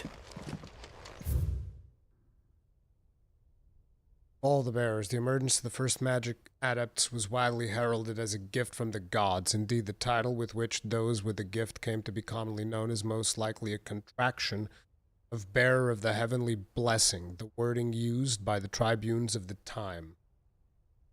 Those born with the blessing were lauded as living crystals and granted high office and plentiful reward for their status as chosen ones. Over the years, this reverence for their kind would become a full-fledged religion, led by the bearers themselves, a development that would prove fateful. The divers nations of the time were unanimous in their disapproval of the founding of the church. While the authorities had for years welcomed bearers into positions of power in their own structures of state, they were mistrusting of an organization led by bearers for bearers. Efforts were immediately made to chasten the church and its followers, banning members from holding office, evicting adherents from their homes, breaking up meeting by force. The church responded by forming a volunteer army to resist this persecution, and yet it continued, creating a cycle of ever-increasing bloodshed and rancor. A growing rift between those born with the blessing and those without. What began with beatings and street clashes would eventually spill over into an all-out war that consumed the greater part of the twins for nigh a generation, and decimated the population of man and bearers both, the deluge of blood that stained the land crimson and left an even more lasting mark upon the minds of the Valisthian people. After the bearers' last resistance was crushed, the nations of Valisthea came together to sign a continental accord that initiated the system of slavery that persists across the realm to this day.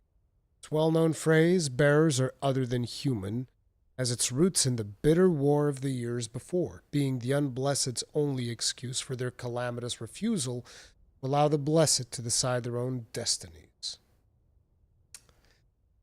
Damn.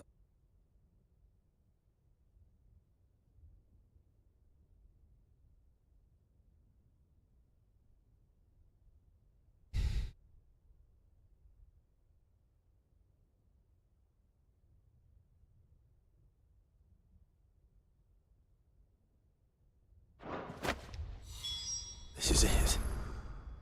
But if what it says is true, I need to get this back to the hideaway.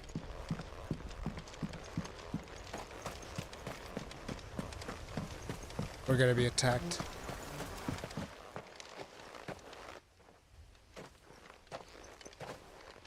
By the executors. Leaving so soon, stranger. We've been watching you. From a distance, so to speak. Subtle. I know who you are. Then we need not waste time on introductions. Hand me the book. Leave it in our care and return to your life. No. Your care? Do you mean to burn it or bury it? That is not my decision to make. This is the first time we're seeing these Means guys, or by the way. another, its contents shall be removed from the common record. Then I'll have to politely refuse. I won't let you erase our history. Then we find ourselves at an impasse. Very well. The book can just as easily be pried from your dead hand. I disagree.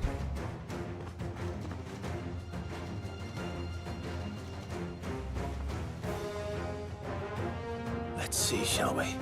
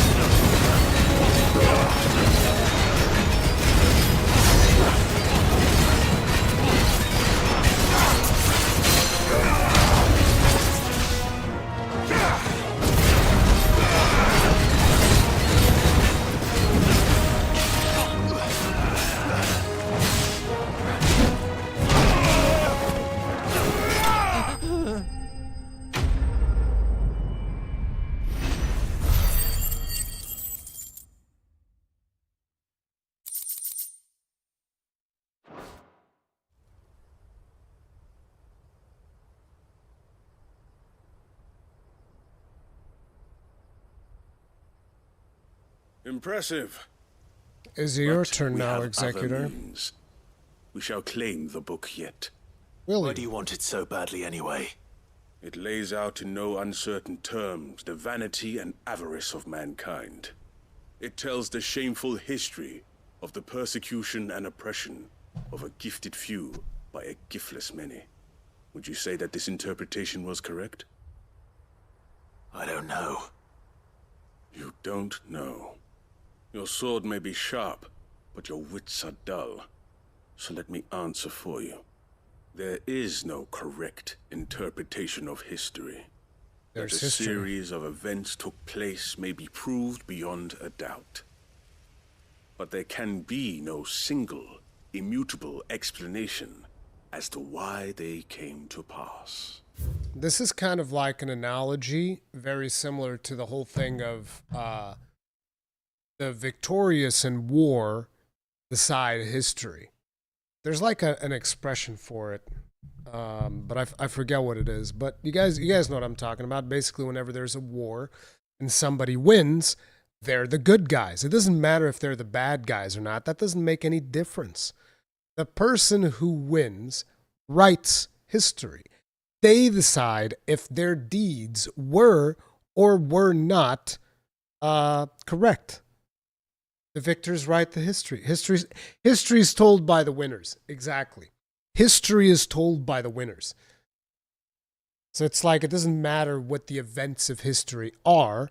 Our perception of the events of history is dictated by those who won the battle. It is a question of numbers and of belief. If enough people believe that a set of events occurred for a reason, that belief becomes the truth. Exactly what so I you're said. trying to control the truth. We are trying to protect people from themselves, from knowledge that would bring them naught but pain. That is all. You may keep the book, for now. The world is small. We shall meet again. Until then. But I keep the book forever and Wait. I'll let you keep your head. Poof. Damn it. Gone like a fart in the wind. Let's get this back to Vivian. Perhaps she can explain what that was all about.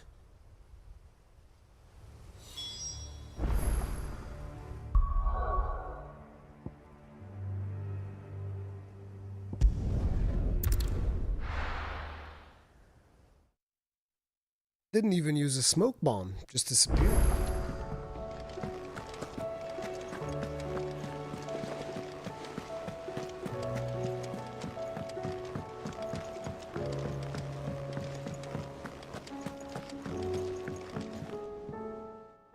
Vivian.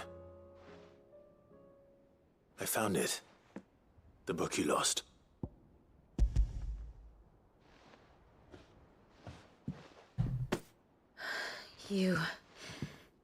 You found it. Thank you, Clive. Even though I asked this of you, I was not entirely sure it would be possible. I feared the executors had seized every copy. I met with one of these executors, and I convinced him to let me keep it. He told me something. That the truth is just a matter of collective belief. And that if enough people believe a lie, that lie becomes the truth. It does. But it also means that the truth is not immutable. That it can be changed. Provided that those who wish to change it can convince enough people that their perspective is the correct one. As the sad history of the bearers proves. You said that the book inspired you to become a scholar. It did. Or its author, rather. She was a heretic, you see. A firebrand and a dissenter. A gallows stood ready for her in every corner of the realm. And by shunning society, or perhaps being shunned by it, she stumbled upon a truth so potent that an entire realm trembled at the prospect of its utterance. I, too, have always felt somehow set apart from the world of men. A stranger to my own species. She taught me that my solitude was not a curse, but a gift. And that, though my journey to the truth might be a lonely one, what I found at my destination would be more than worth the cost. Do you still feel that way? That you're not one of us? Honestly, I'm not entirely sure anymore. Since coming to the hideaway, I find my thinking somewhat clouded.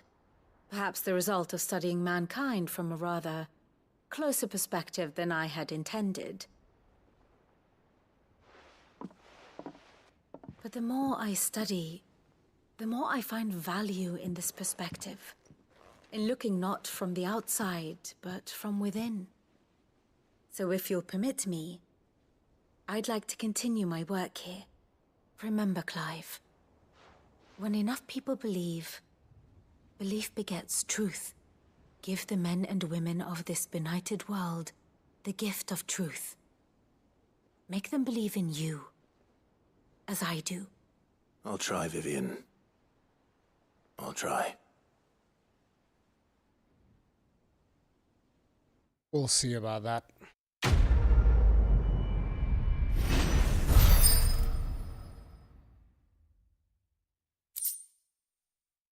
Scholar's bonnet. Damn, we're really cleaning house. There's a new quest, and there's hunts.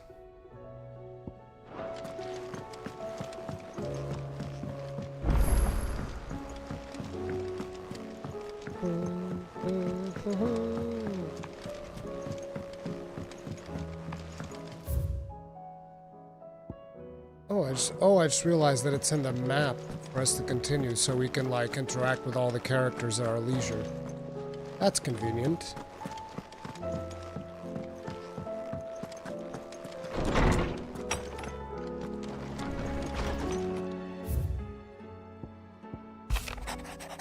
Two of you have been together for what probably feels like a lifetime now, but there's still a lot you have to learn about that hound of yours. I'd step in front of a bloody raging behemoth if it meant protecting you, but that don't mean you should take it for granted. At the end of the day, he's a hound. Sometimes he just wants someone to pat his head and rub his belly and give him a handful of Kupo nuts. You're good to remember that. Bringing together three men from differing backgrounds was not to be without some difficulty. However, come together we did. Better Valisthea. The triunity was but a first step. A longer, more bitter journey awaits us all. One that will almost certainly end in hardship. Yet what matters most is not the destination, but that we can learn from one another while on the road there. You have paved that road for us with your courage, Clive. Now we must have the courage to walk it. Clive, I'm aware there are matters of much greater import which demand your attention, but should you find yourself a moment, I bid you visit me in the shelves that I might ask a single favor concerning His Highness Prince Dion. It's usually me making demands of Hippocrates. Hey, Gaudens, what's up? I wonder what this is about.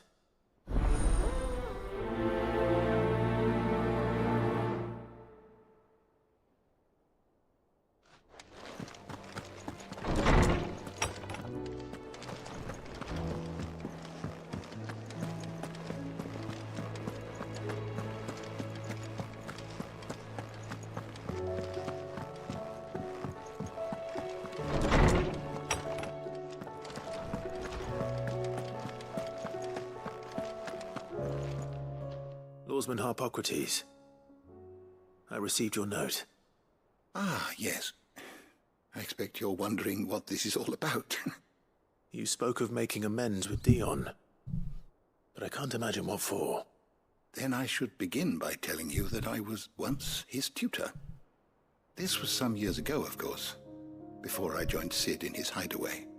At that time, I was counted among the foremost scholars of Oriflamme, and was accordingly invited to the palace to supervise the young prince's education, all to ensure that the future emperor had a firm grounding in, well, everything an emperor should. History, religion, commerce, government. Alas, our time together was cut short when Dion left to join the Dragoons, his studies no longer being deemed necessary. I had not expected to meet with him again, least of all here. Have you spoken with him? No, I have yet to find the right moment. His Highness always seems so preoccupied, especially when alone.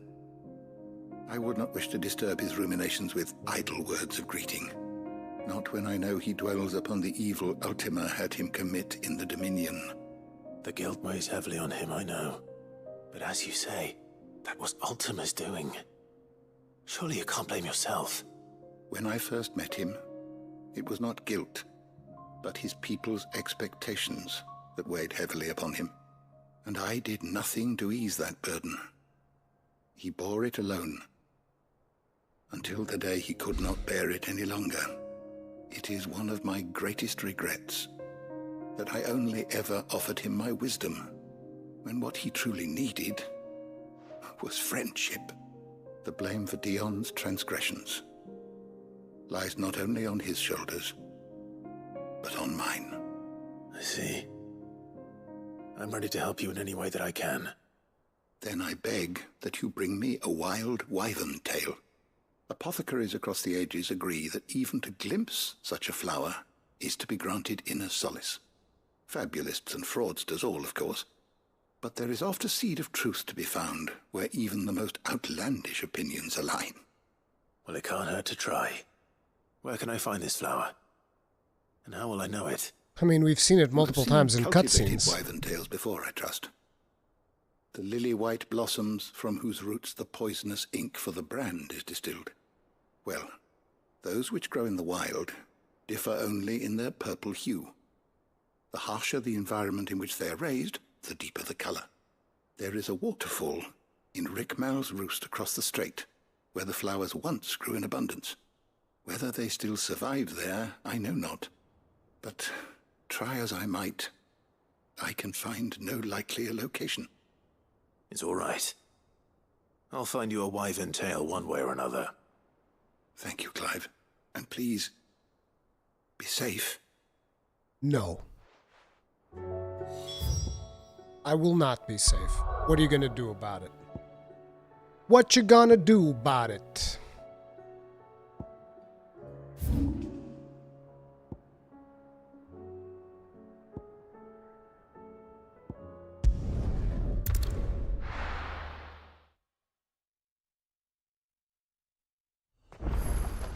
All the way in Ash.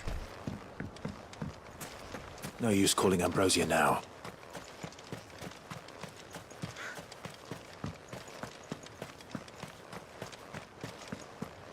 bring him an actual wyvern tail. I'm sure that the quest is going to involve us killing a wyvern of some description.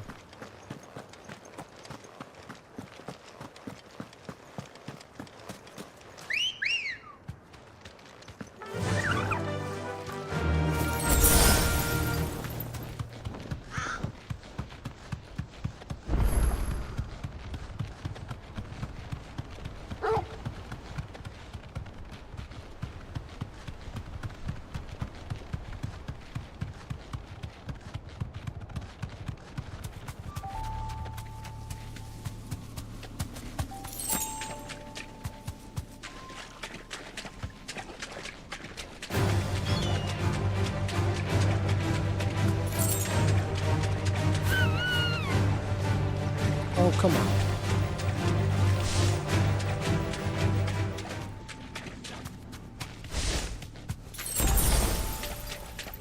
Seems this place has been flooded twice over.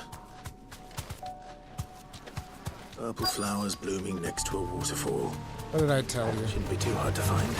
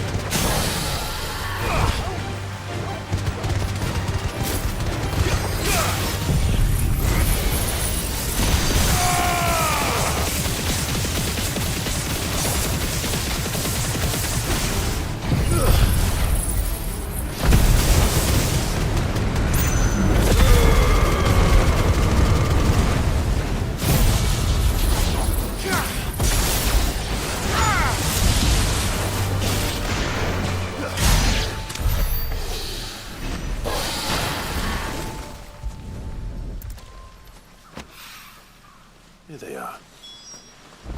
Might as well pick enough for a bunch, I suppose.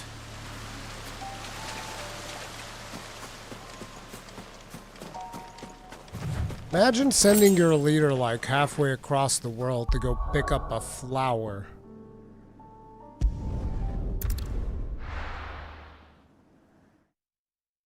We need a flower for Dion.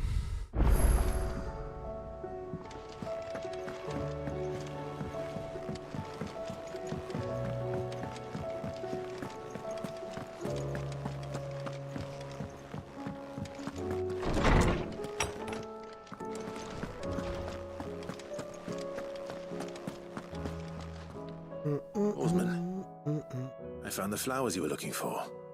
You did? I think I did.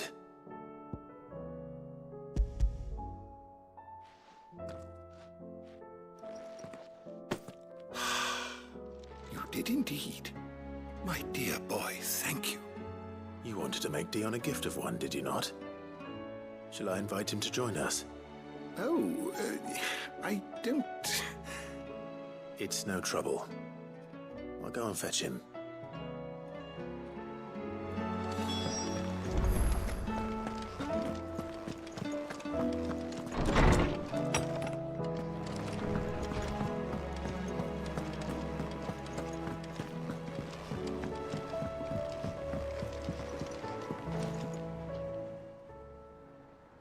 Your Highness, would you do me the honor of accompanying me? No. It is time, then. No. Only to the shelves.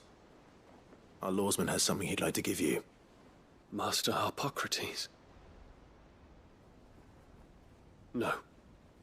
I dare not show my face before him. Not after everything I have done. I have taken countless innocent lives. And ruined countless more. But it wasn't your fault. All because I was weak. I have sworn to atone for my crimes or die in the attempt. But were I to meet with him again, and see in his eyes what I have become, I fear that my resolve might falter. Then that is all the more reason to do it. Test your resolve. Prove to yourself and to him how strong it truly is.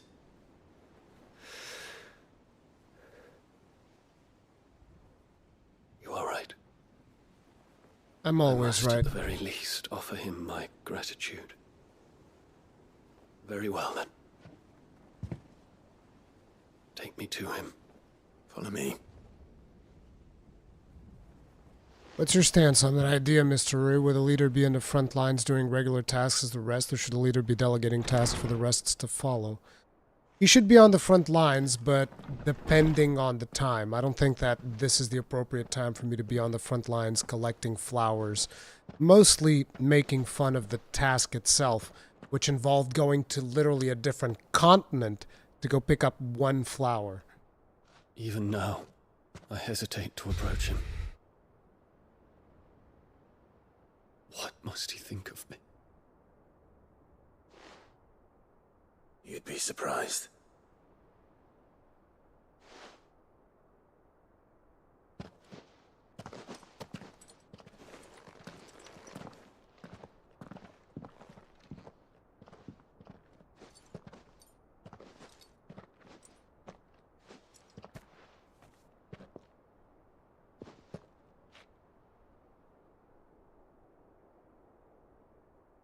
Master Harpocrates, pray, accept my apologies for leaving your tutelage before my studies were complete.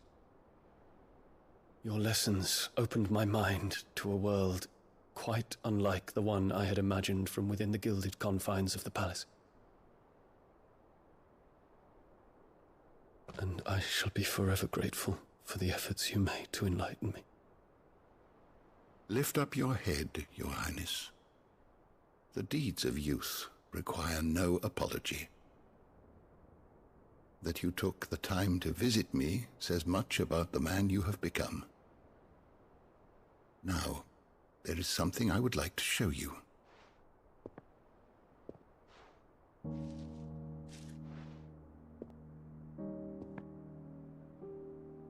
Is that a wyvern tail?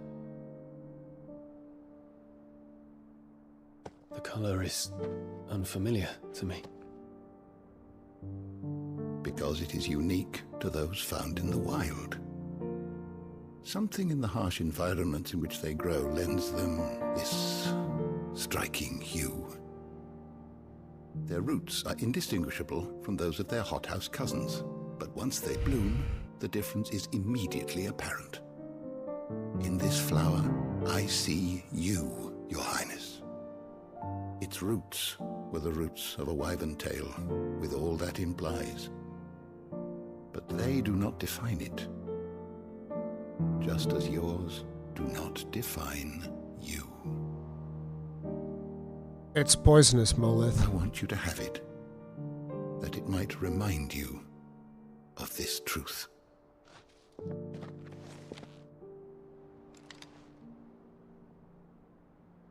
Master Harpocrates, I would ask of you a service. Keep your gift until I have fulfilled my duty to the realm, for only then shall I be deserving of it. There's a flower for us to put on his grave right there. That's like one of the biggest death flags you could see. Yeah, we'll put it on your grave. Don't worry about it, Dion. Dion is dead. As you wish. That sucks. He's a really cool character. I shall await your return. Nope, he's dead. He might as well just drop dead right now. That's how dead Dion is, okay? Dion is so dead, he might as well just drop dead right here. I guarantee it. Our roots do not define us. No wonder my stepmother didn't like him. For reuniting me with memories I had thought long lost. You better not be giving me coin. I shall not forget this.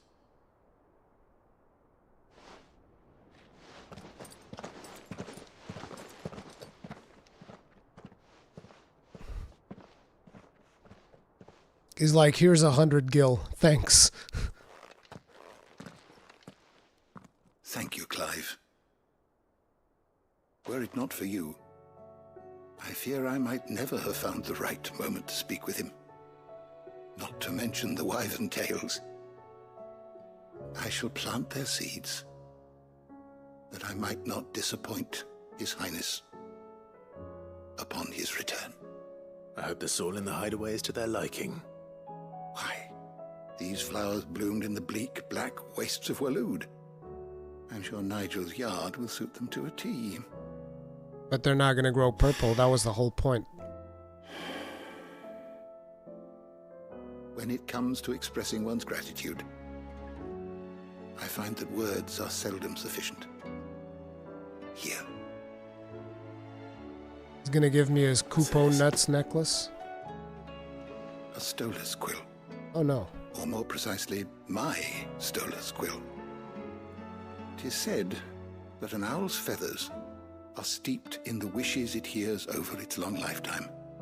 All those words just waiting to pour out onto the page. So consider this my wish for you. That one day you may put down your sword and pick up that pen. Sounds nice. When that day comes, I'll certainly have a lot to write about. True. Thank you, Harpocrates. It shall have pride of place in my chamber. Boom. Harpocrates and Dion. Bahamut Mercy reduces...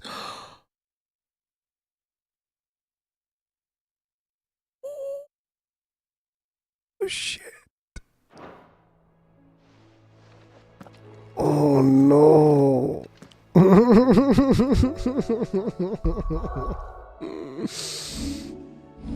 Oh, yeah, I think I'll take that. Kind of sucks that I have to choose between ability points. Well, to be honest, I don't want ability points anymore. I think I'm good. Now that I've unlocked all of them, like, there's actually nothing that I want more ability points for. Hell, I don't even have the Phoenix Shift mastered right now. The fuck, bro? Yeah, I think we're good. We don't need that many points. Actually, if I wanted to, I could get rid of Mega Flare, but I don't. I don't want to get rid of Mega Flare. But I could at this point, because I can master Giga Flare and use it elsewhere, which would actually enable me to get one of the other ones. But I really don't like any of them. I don't like any of the other ones, except maybe Titan's Block, but even still, I like Mega Flare more. Mega Flare is just too much fun. If there's one thing I'd like to replace, it is the Flames of Rebirth. But replacing Flames of Rebirth involves going into Odin. And I fucking hate... I hate Odin's sword. I don't like Odin's blade at all. I don't like it at all.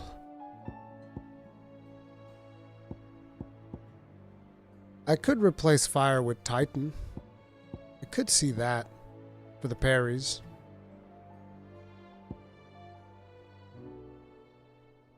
Doop-a-doop-a-doo. Shiva's Diamond Dust is decent. Doesn't deal as much damage. Shiva's Diamond Dust is all about stagger. Wait, the damage is the same. What deals more damage? Flames of Rebirth or Diamond Dust? I might just do Diamond Dust instead, to be honest.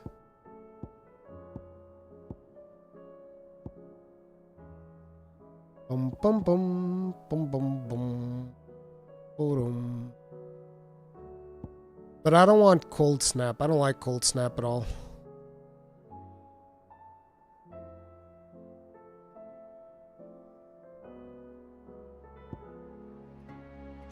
It's a good point. I should test it.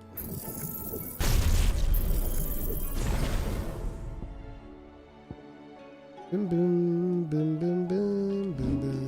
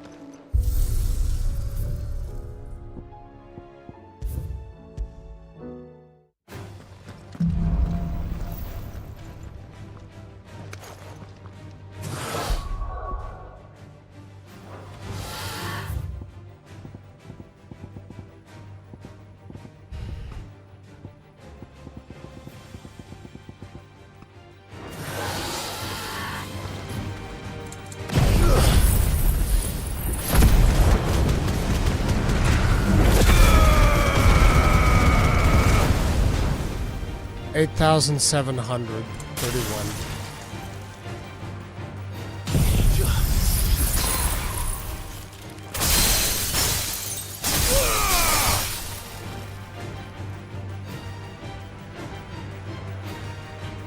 It deals less damage.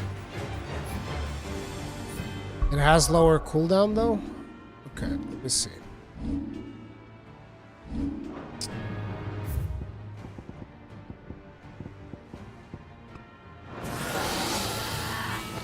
To me, flames!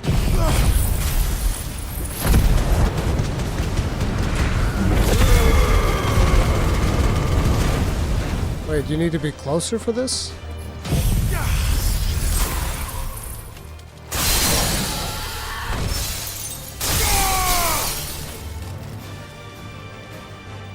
Wait, so this one, distance matters.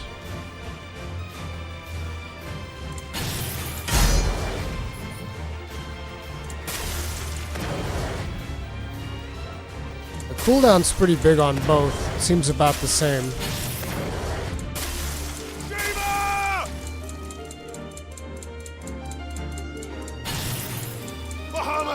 It's a little bit faster.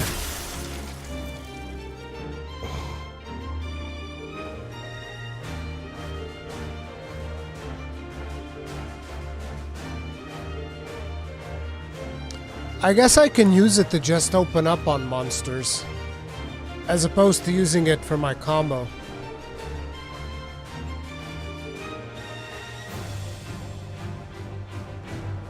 Let there be light!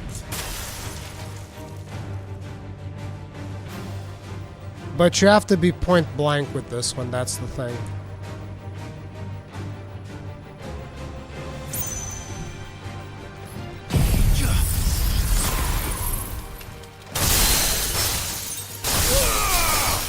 Okay, it deals more damage. It deals more damage, so long as you're close enough to deal it. What's the Titan equivalent? That's a good point. We could try out the Titan one as well.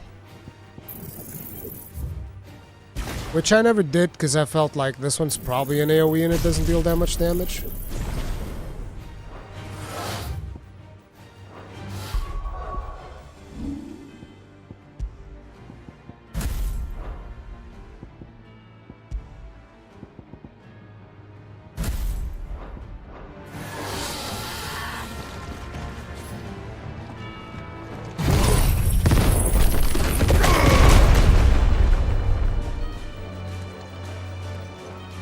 That also deals more damage.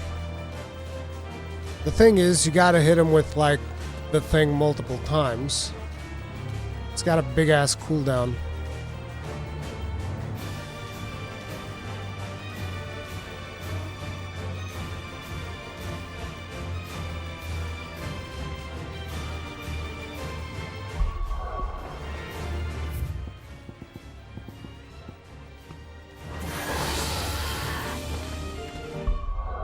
The fuck does that burst timing?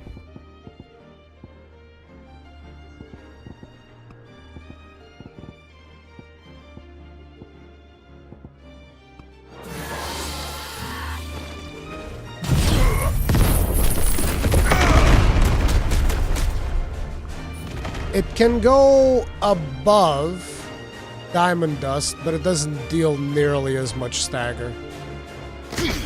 I think Diamond Dust is the way to go. Check up wind-up damage. Wait, you can wind it up? No, you mean the wind-up attack. I don't like these attacks, though. I don't like having the charge.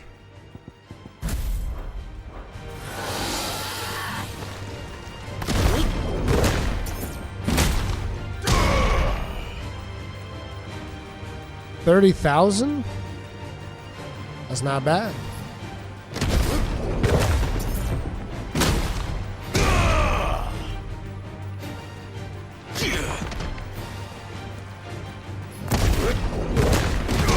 Release it in the red?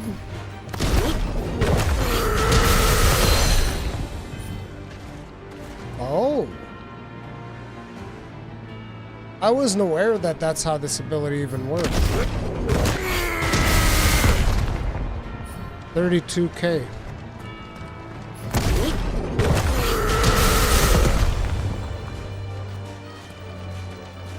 It's not bad, but I'm not going to be able to land it like from over here. I can kind of land it a little bit.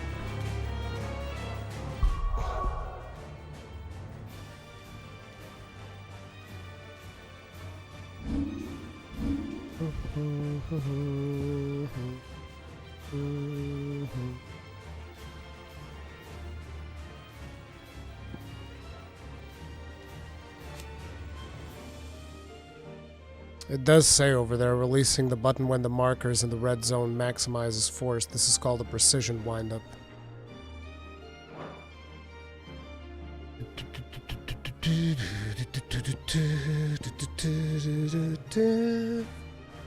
But I'm thinking what we're going to end up using is Diamond Dust. Diamond Dust feels like the most solid one of all.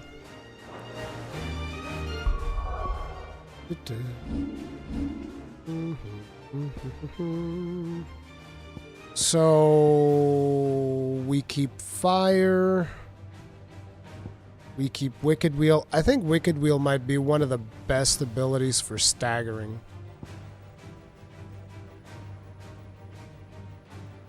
Dun, dun, dun, dun. Executing while being knocked back increases ability's potency. Interesting.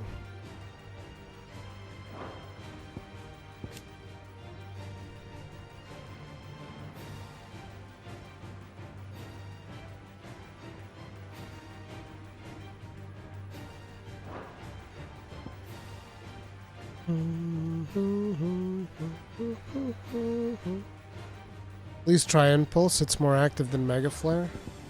Impulse. Fuck is Impulse? Because, like, Mega Flare is this. So Impulse would have to be one of these abilities.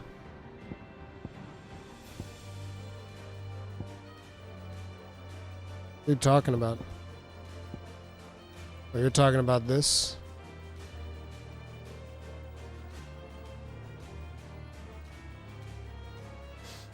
Nah, you guys are not convincing me.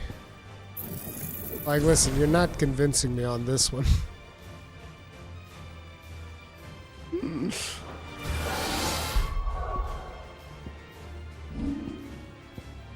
You're not convincing me on this one.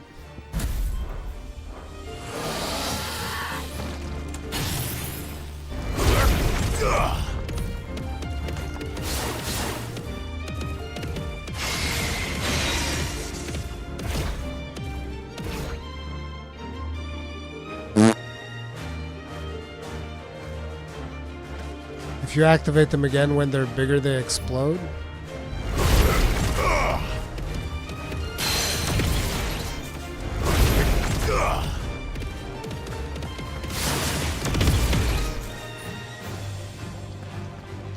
Bro, no.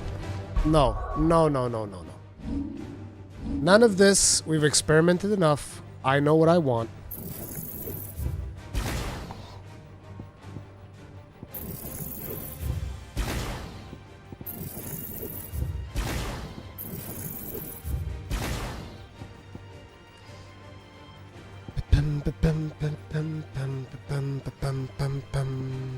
This is mastered.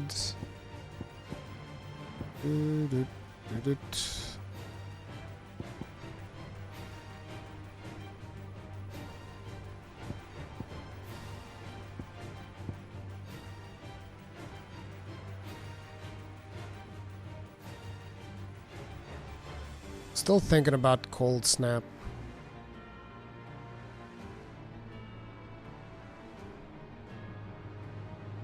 I might do Cold Snap, because, like, I hardly ever use Phoenix Shift. The only time I use Phoenix Shift is if there's aerial targets. Other than that, I never really use this ability.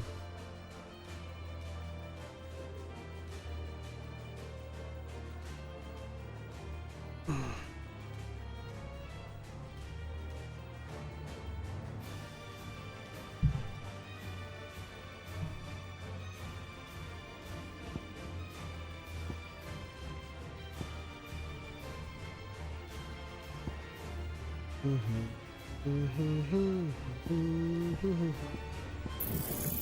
gonna stick with fire. We're gonna master this. We're gonna stick it on fire because I like keeping fire.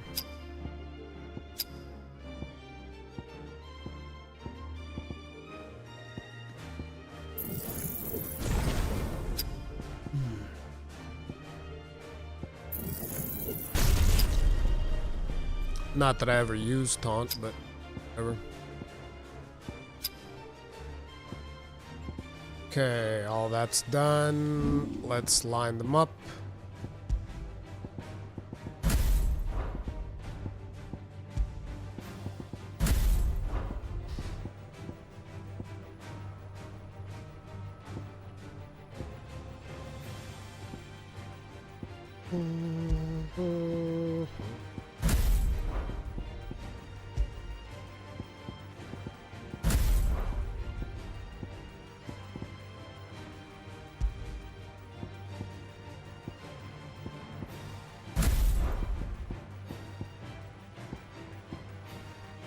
There we go.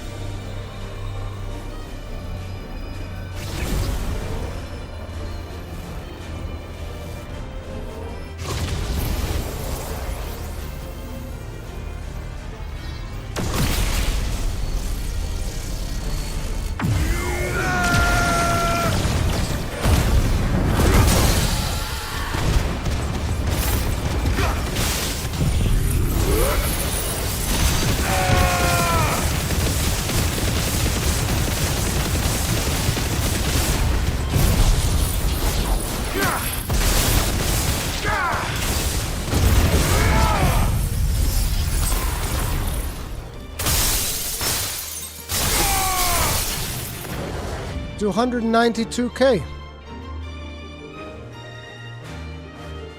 That's not too bad. Wait, it only counted 100. Oh, it's because of all the damage we did before. We could have done a little bit more damage there.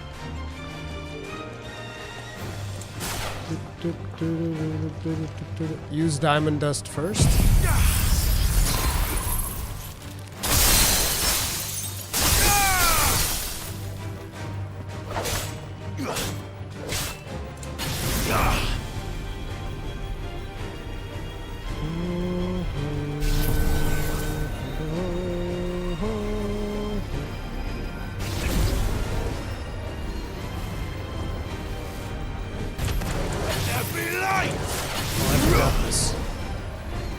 I was charging up the mega flare.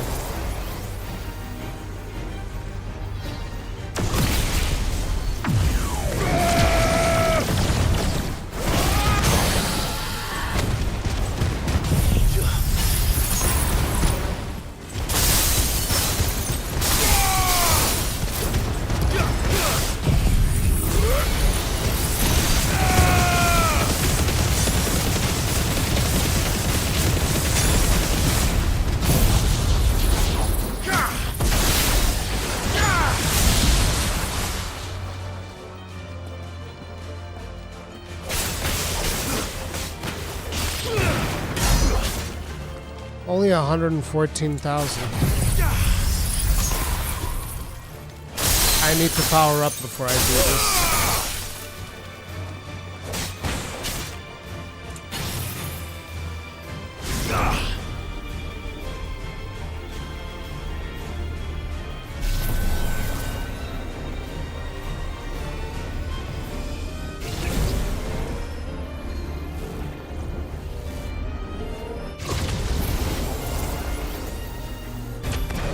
Using Shiva's ult.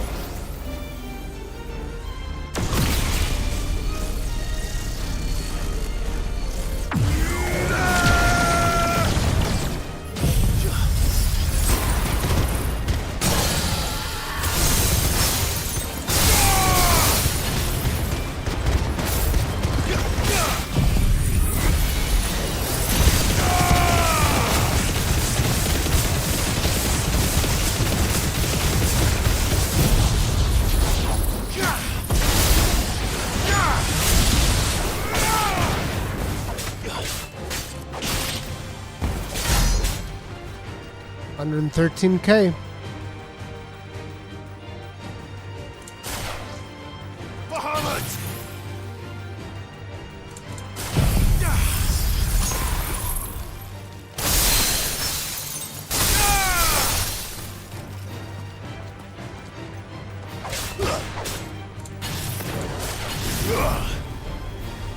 I keep forgetting one thing that is very important, and that is to use my my limit break.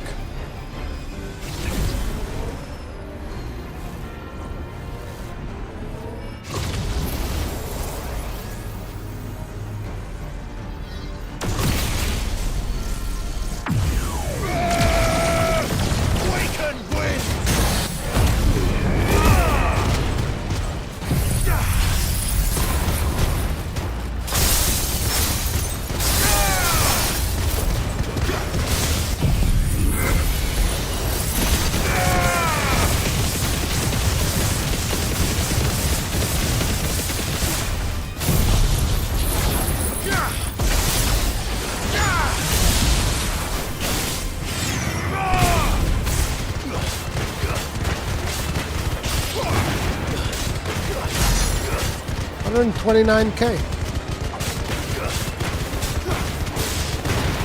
Why is it that I feel like we end up doing more with the Phoenix?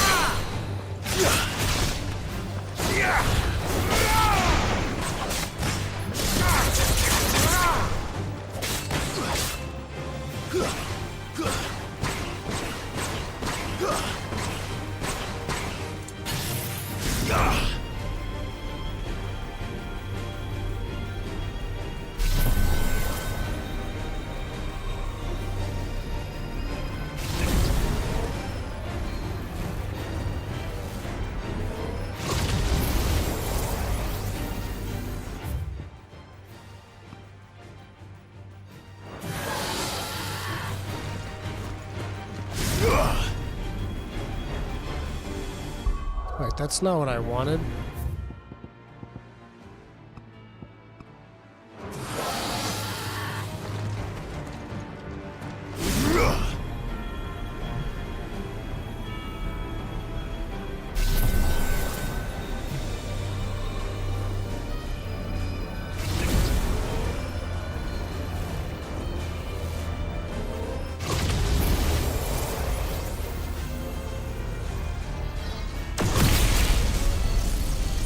Oh crap, I forgot something.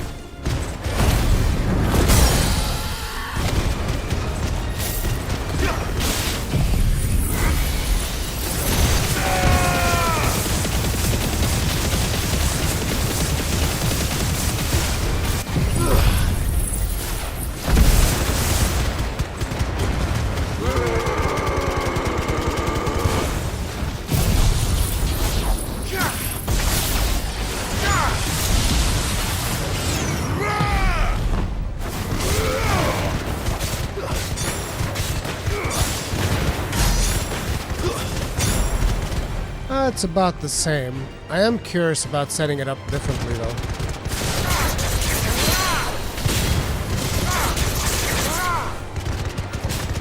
Stop! Fuck me. Oh well. Wake and win!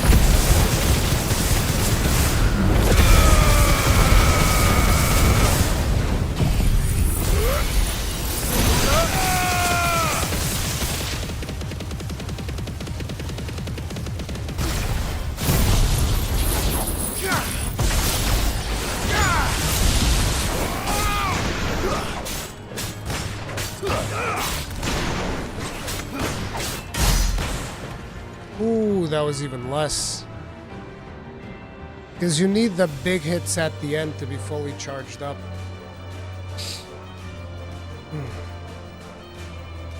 I think Diamond Dust is the way to go. For my playstyle, I think Diamond Dust is the way to go.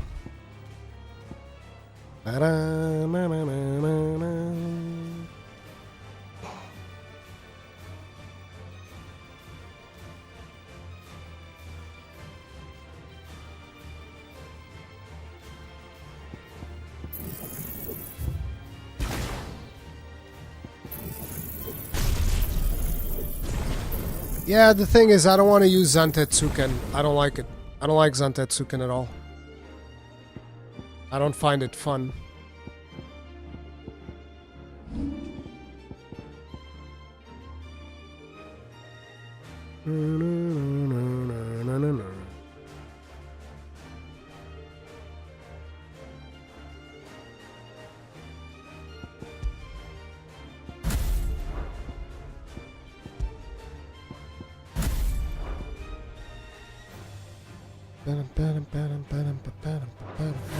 Yep, this is the way.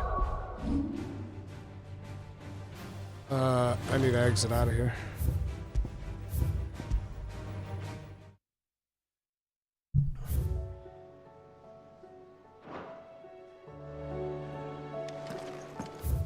I'm not saying it's not good, I'm saying I don't like it.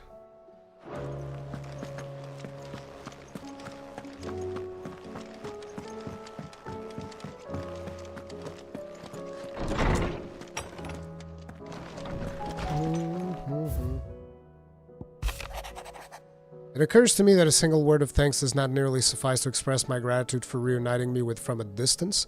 The tome made me who I am today, and yet I thought I should never set eyes upon it again. That those who took it from me had forever robbed me of a part of myself, but now I am whole again, thanks to you. I regret that I can only fill the gaps in your knowledge and not the holes in your soul, for which reason I shall ever be in your debt. Vivian. Boom, boom, ba-dum.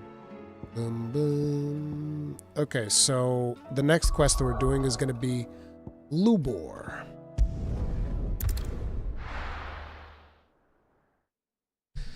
Lubor. Also, let me get a snack, dude. I'm getting a little hungry.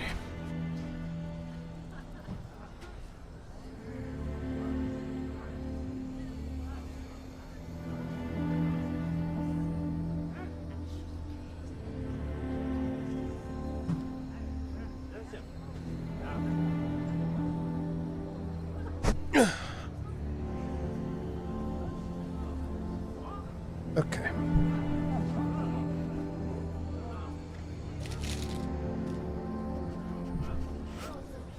Let me just begin this one.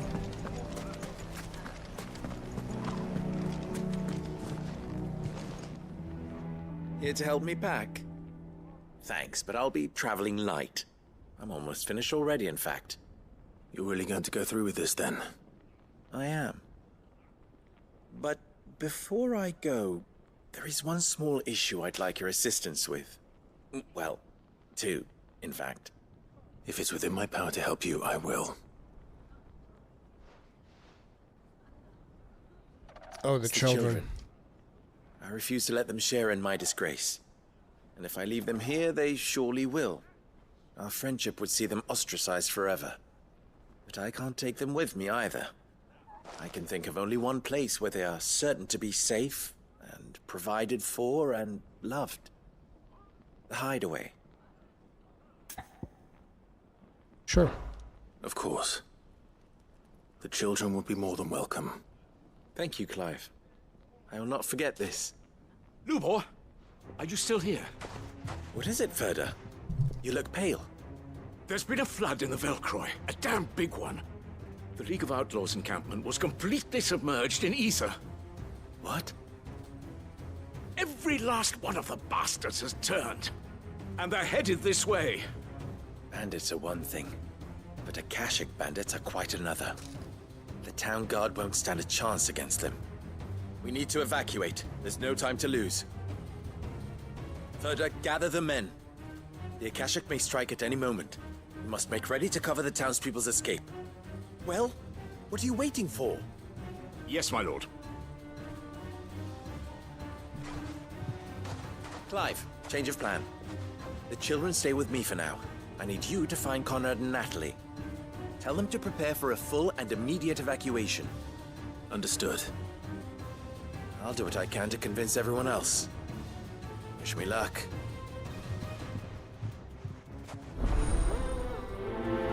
I didn't say I wasn't streaming New Game Plus, but I'm not promising it. I'll play it though. You have to listen to me. They're coming. Why do they always have to make What's the command? Ah, it's you. What do you want, Lord Underhill? To pass on an important message. There's been an ether flood out in the Velcroy. The camp where the so-called League of Outlaws were gathering has been swallowed. They're no longer just bandits. They're Akashic now, and they could be here at any moment. You need to begin preparing for a full-scale evacuation right away. Oh, do we? And who was it who gave you this disturbing news, might I ask? Lubor, perhaps? The man spreading the same poison out in the square as we speak. You may believe his lies, my lord, but we know better. Oh, but why would he lie about something like this? Some twisted attempt at revenge, perhaps. If he had not been unmasked, he may well have been elected our leader. A great honor for one of his kind. One he might well feel aggrieved at having been denied. Lord Underhill, forgive me, but it has become all too evident where your sympathies lie. Lubor cannot be trusted, and neither, therefore, can you. You may not trust me, but for the sake of your people, ask yourselves if there is any chance that this is true. There isn't. You can be certain of that. Now be off with you. You're making a mistake. It's no use. They're not going to listen to me. We'll just have to do what we can without them. I should speak to Lord Furder.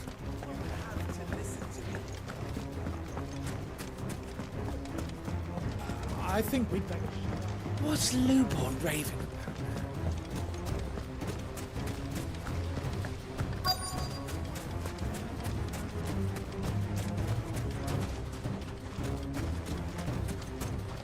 Are you looking for something in particular?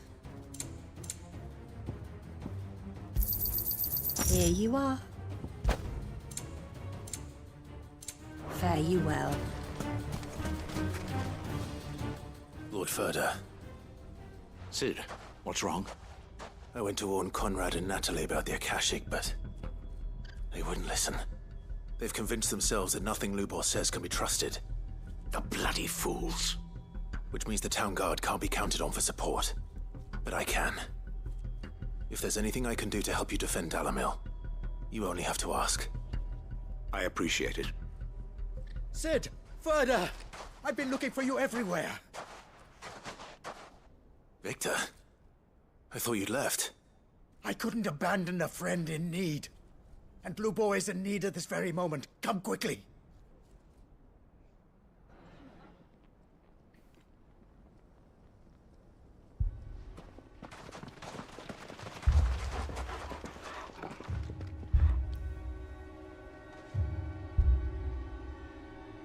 You have to believe me! The Akashic are coming!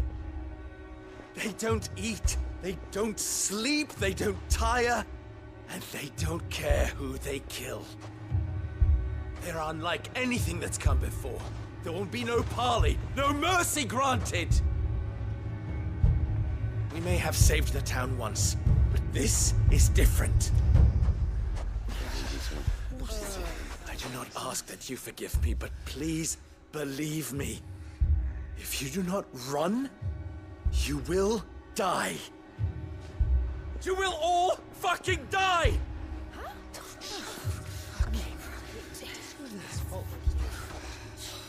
You'd like that, wouldn't you, bearer? Yeah, with us out of the way, your kind will be free to claim Dalamil for yourselves. You should run! Run, bearer! Yeah, run! Far, far away! Just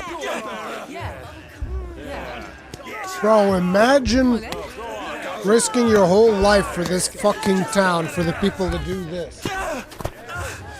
Wait, someone's coming.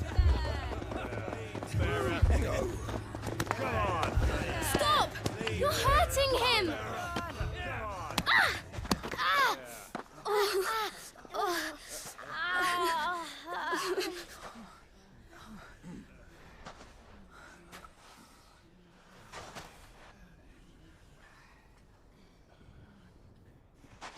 What did Lubor ever do to you?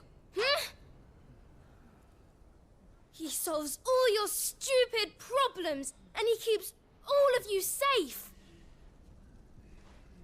You know there's nothing he wouldn't do for this town.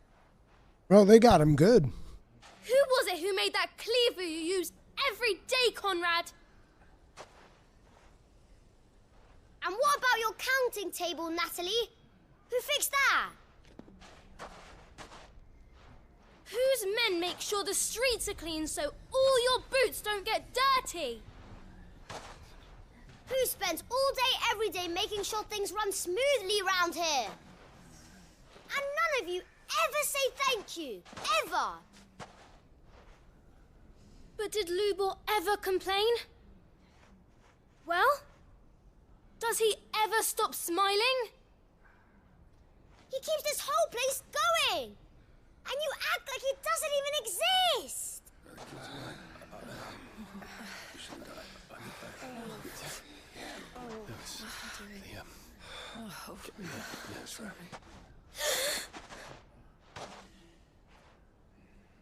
Lubor, we have heard enough. Wait! We will not run. The town guard will not abandon the very place it is sworn to protect. And I will not give up for lost the stores that we labored so hard to fill.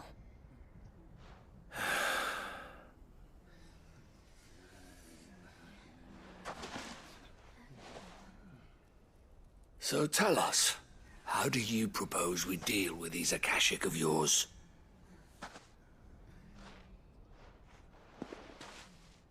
We won't run, but we will fight.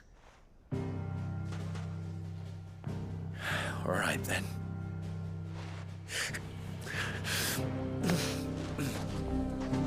Fine.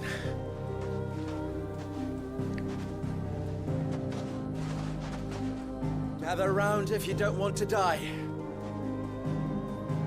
Now you want to listen to the bear.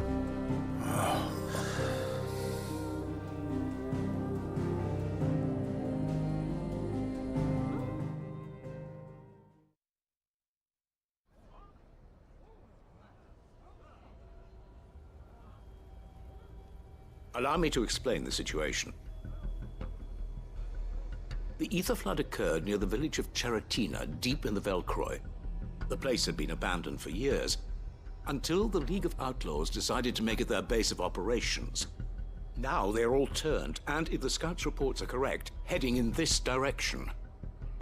They are mindless monsters, driven only by hate and rage.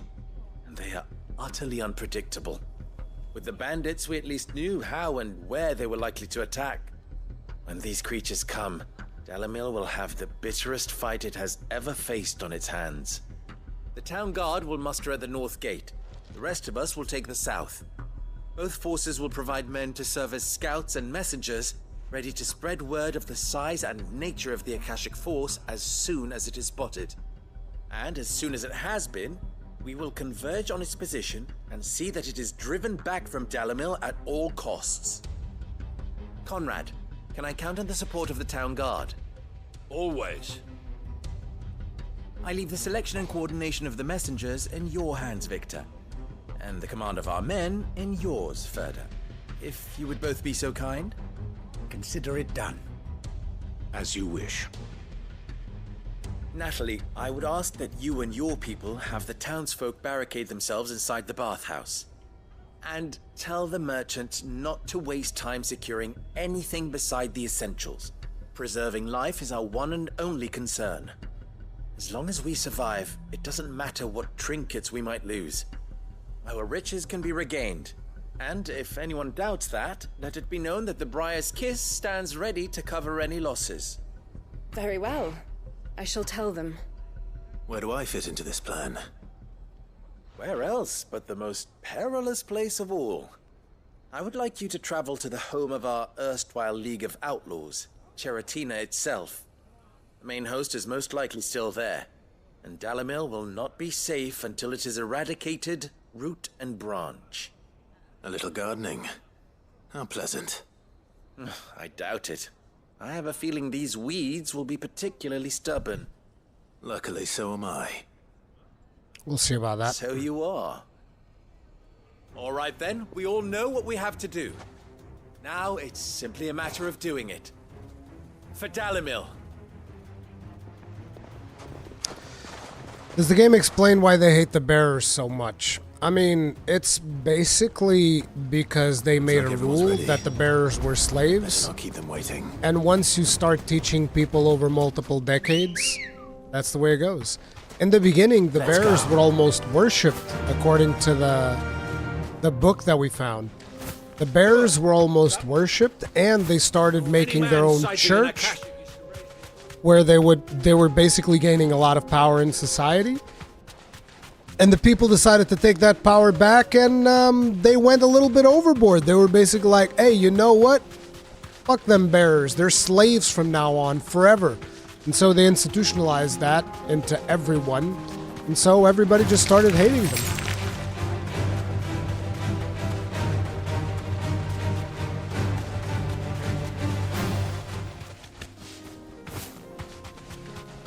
Kind of the same way that racism and slavery happened for us inside.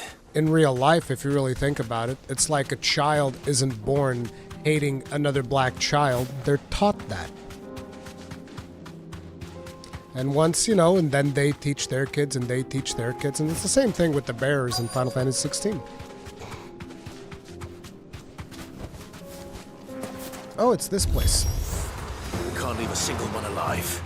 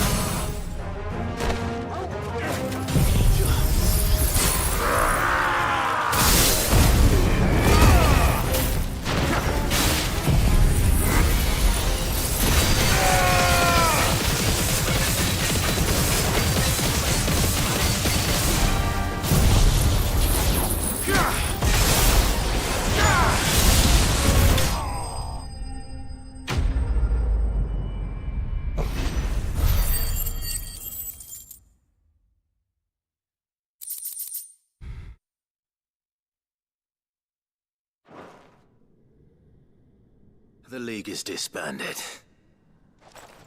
I should get back to Dalimil and see how the others fared. True. There were multiple mages, Nathan.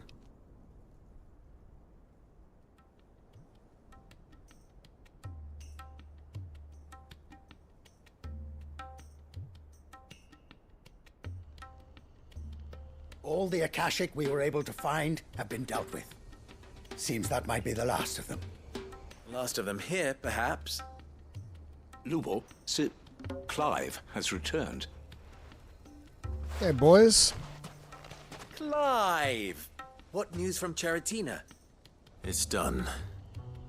Root and branch. I knew you wouldn't let me down. Thank you, my lord. Friends, the Horde has been driven back. The Akashic have been defeated. And we need not fear the arrival of any more, thanks to Clive. Victory is ours. We bloody did it! We saved Dalimil. Lubor, allow me to apologize. After all you have done for this town, we should never have doubted you. But we did. And for that we are truly sorry. We only hope that you can forgive us.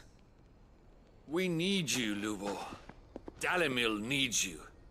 So, if you would still like to be considered for the position of mayor, you have our backing.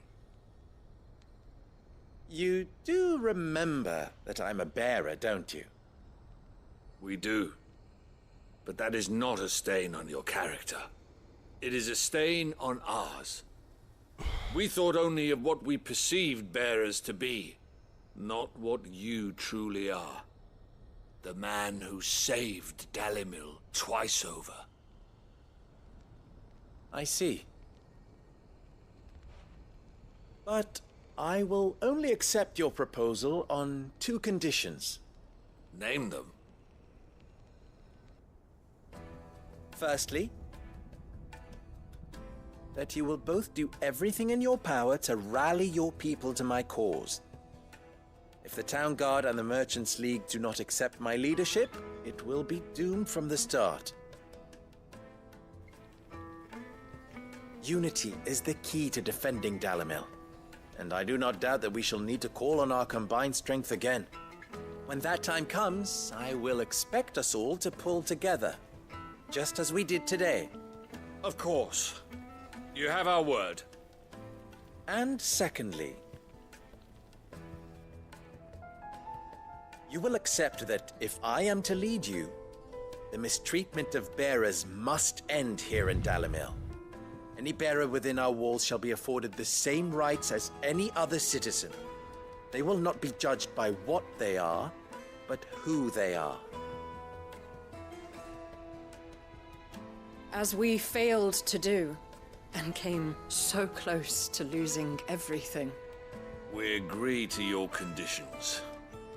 And we have only one in return. That you continue to work for the good of Dalimil, as you always have. Condition accepted. Well then, it seems my mayorship is all but confirmed. Do I get some sort of special hat?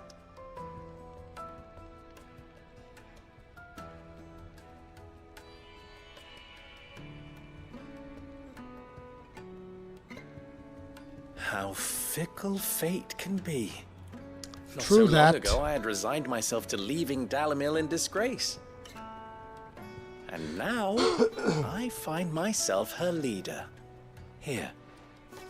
For everything.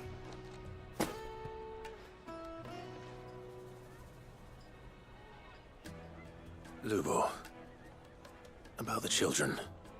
Fear not, you are of course relieved of your responsibility. I would sooner face another horde of Akashic than see them brought up as outlaws. I'll make sure they're safe here.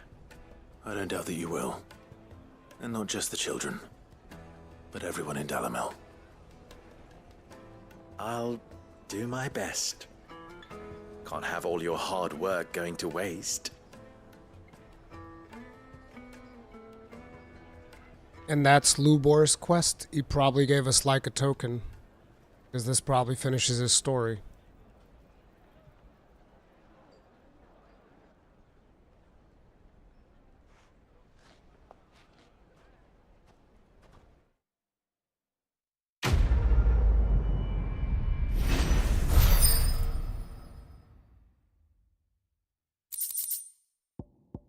Briar's Kiss signboard. Told you.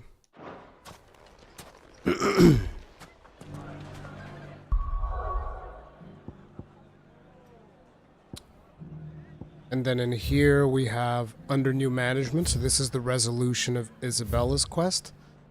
And here we have Duty Undying 2. So this one's about Joshua.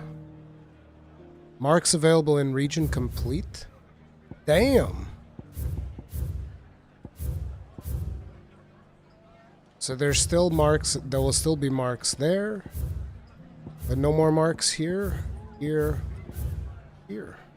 Well, this is the same. This is all the same. So there will be marks here, and there will be marks here. Yep, as expected. I say we do under new management first, because that is probably going to be a whole lot of conversation.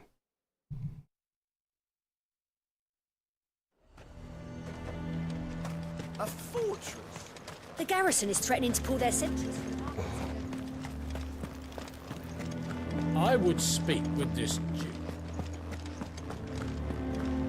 Saw the captain just now. Your town needs you.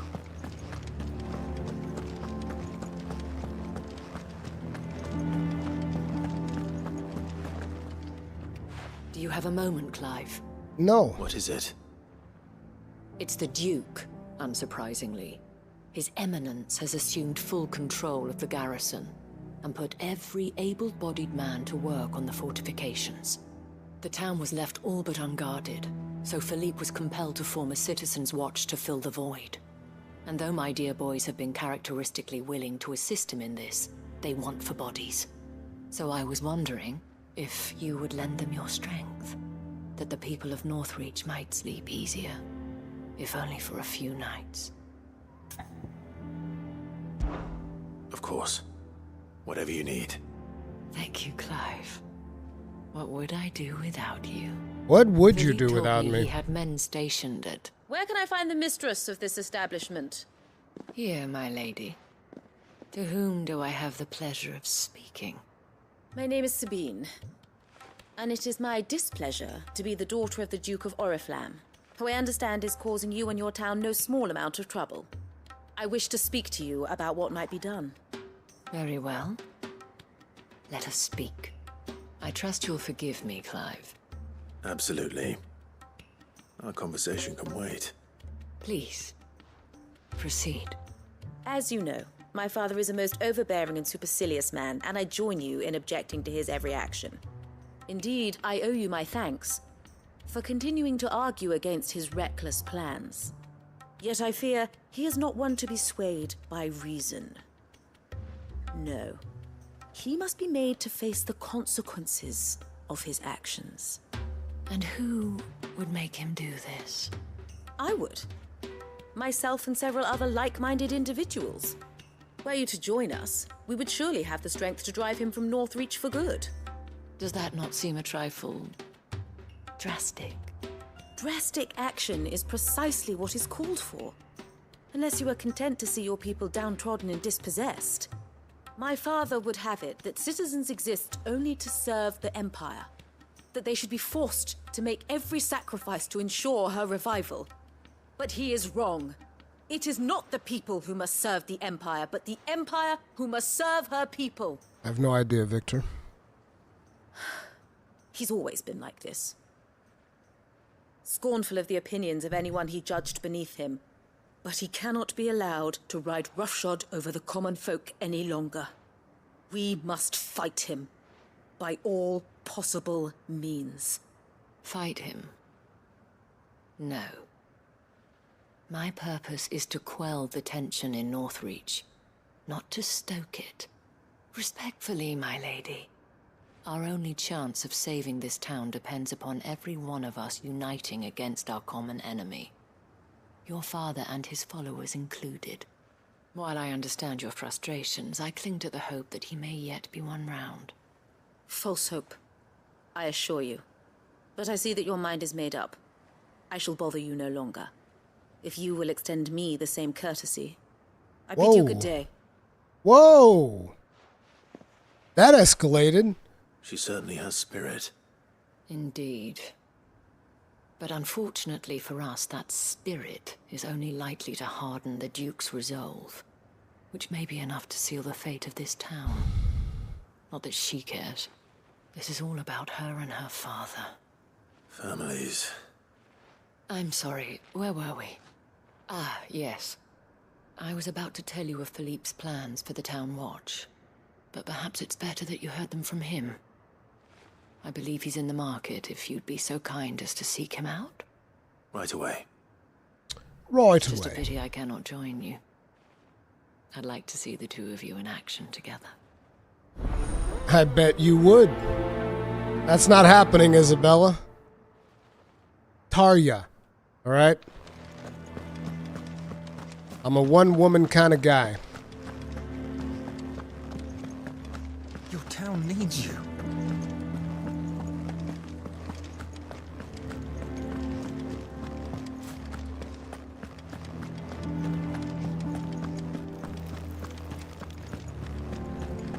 What does the dame have to say about it? So you are content to abandon the... Please, I beseech you. If you are a true son of Northreach, you must fight to defend your home. That's exactly what I am doing, milady. Or trying to, at least. The land is crawling with fiends. Someone has to keep watch. Even when our true enemy is hiding in the garrison? Fine. You're not the only able-bodied man in Northreach. Thank you so much for your help. Jesus, what a brat. She cornered you too, then? Could hardly get a word in edgeways. Like father, like daughter, eh? She made an uninvited appearance at the Vale earlier. Medieval Karen. Hoping to convince the Dame to join her in fomenting rebellion. I bet that went well. Her ladyship seems to have a way with people. Anyway, what brings you here? Our mutual friend thought you might welcome some help. Oh, she did she? Right as always. In fact, you're just the man. We've had some reports, you see. Sightings of, you know what. They're back. Seems that way. All over, too. We haven't been able to confirm anything yet, but if you're willing, you could go and see what's what. Right. Where should I look? You know Grieger's Weep? One of the sightings places them somewhere on its shores. I'm on my way. Thank you, Clive. I'll look into one of the other sightings. Let's rendezvous back here later. Does Limit Break increase our damage and abilities? That's something that I actually haven't even thought about. That.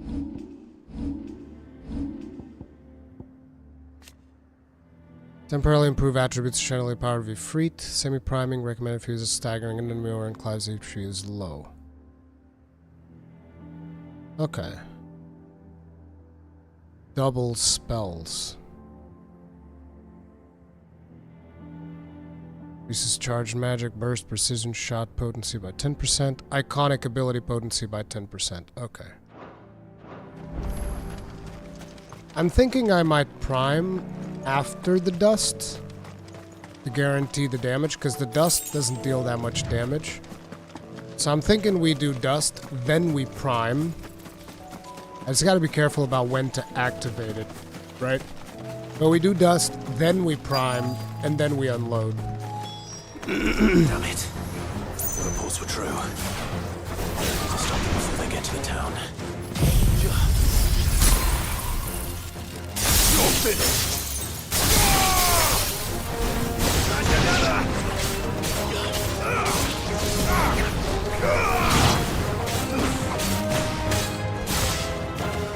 Stay down!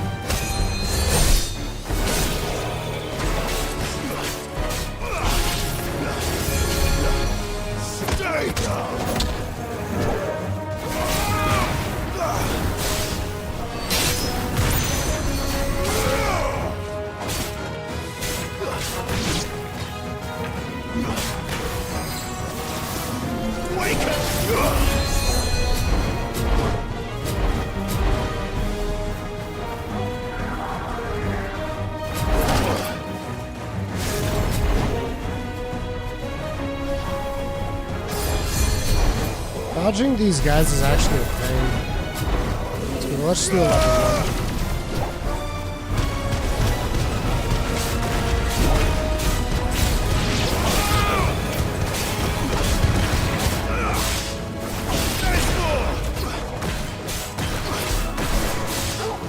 Help me, boy.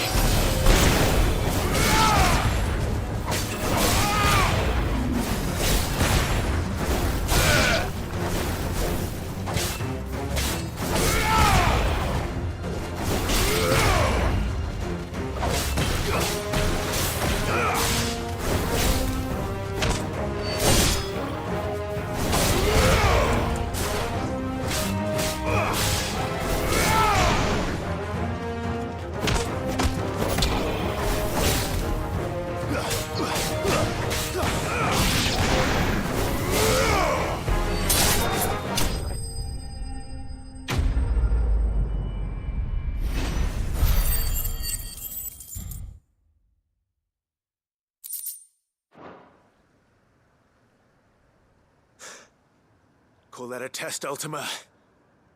Clive, it's me. Are you all right? I am. But it seems the reports were true. The thralls have returned. I dispatched the few that I found, though. Well, that's something, I suppose. But what were they doing south of town? They all came from the north last time. We might be able to fend off an attack from one side or the other, but from both? Do you have eyes in the north? Some. I should probably go and have a look, though, just to be sure. You head back to Northreach. I want you there just in case war breaks out while I'm away. What do you mean? Her ladyship's been busy working her magic on the townspeople, stirring up ill feeling towards her father. But she'll have her marching on the barracks if we're not careful.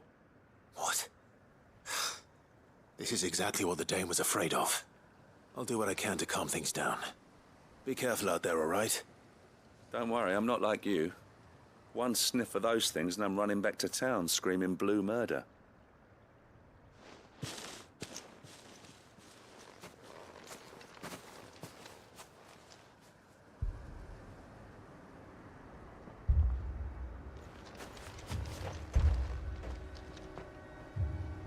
Do you not see, Father?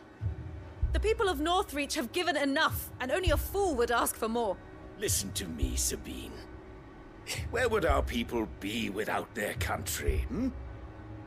The Empire is their sword and their shield. It is she that ensures they can live without fear. And now she teeters on the brink.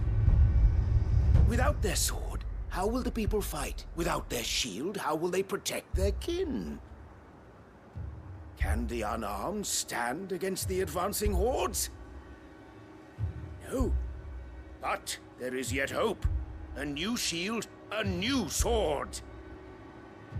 A new empire. We can rebuild Sandbreck, just as Great Grieger wills it. Perhaps we could, Father.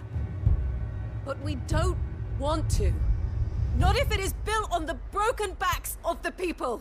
Please, let us not quarrel in the street. You must see that no good will come of this. Our fight is not with each other, but with the threat that draws ever closer to our gates. A threat that your sword has yet to rid us of, Your Eminence. You will hold your tongue, whore! You may have filled my daughter's head with your heresy, but I will not be corrupted. Corrupted? Your daughter's opinions are her own, as you would know if you had ever deigned to listen to her. At least I hope they are your opinions, and not posturing born of a family feud. Northreach deserves better than that. Northreach deserves better than you, Carla. Yes, I know who you are. The slut of Twinside who bedded a Brandit. Jealous, are you? Oh, snap! Might choose a bearer over a pious man of Grieger. Clive! I met a swarm of thralls coming south from Oriflamme. Hundreds of them. Too many to count. Oh, fuck. No. Work on the fortifications has scarcely begun. We will retreat to Caer Norvent and there make our stand. Did you hear me? That was an order. Pussy. While this is but a heartfelt plea, let us make our stand here and protect our homes. Protect those that we love. Together, for Northreach!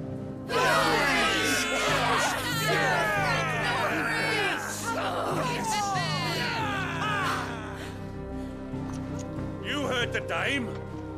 What are we waiting for? Pikemen to the gates. Archers to the roofs. Quickly, come on!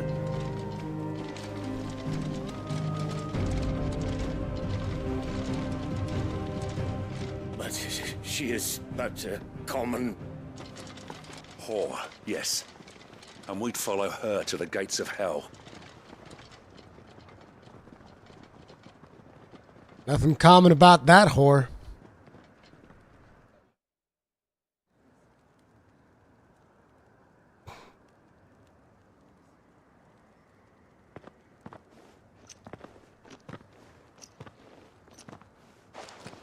The men have their orders, and they look like following them.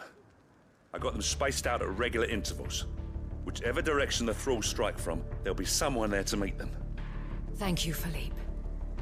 Rest assured the people will play their part. The herbalist has donated her stock of medicines to me. Should any of your men be injured, take them to the Vale. We'll see to them there. Thank you, milady. I will. I'll play my part too. You still want for numbers. Unlike the enemy. I only hope I can go some way to evening the odds. Philippe, can I leave the south in your hands? I doubt the thralls by the lake were the last of their number. Of course. I'll lead a party down that way so we don't get taken by surprise. What about you? I'll make my way up the road to Oriflamme. I fought a few of these things. And while I can't promise to hold them all back, I should be able to thin the herd. All right. But take care. Thank you. Both of you. You can thank us when it's over. Till then, madame.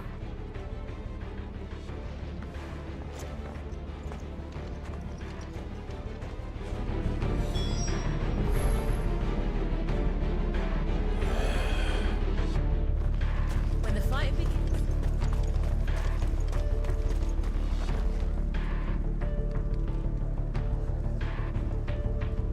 Give me a second, guys.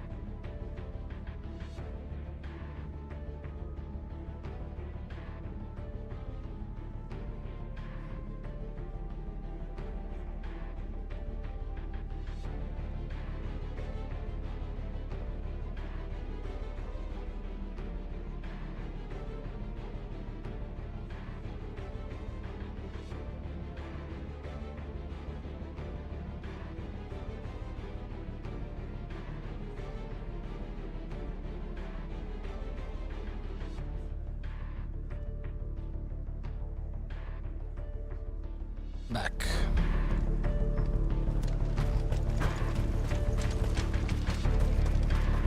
I want steel in the hands of everyone.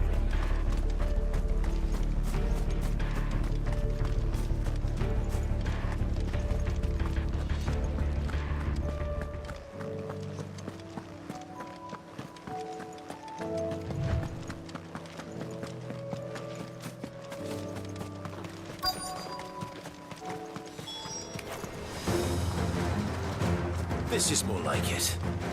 Come on then. Test me.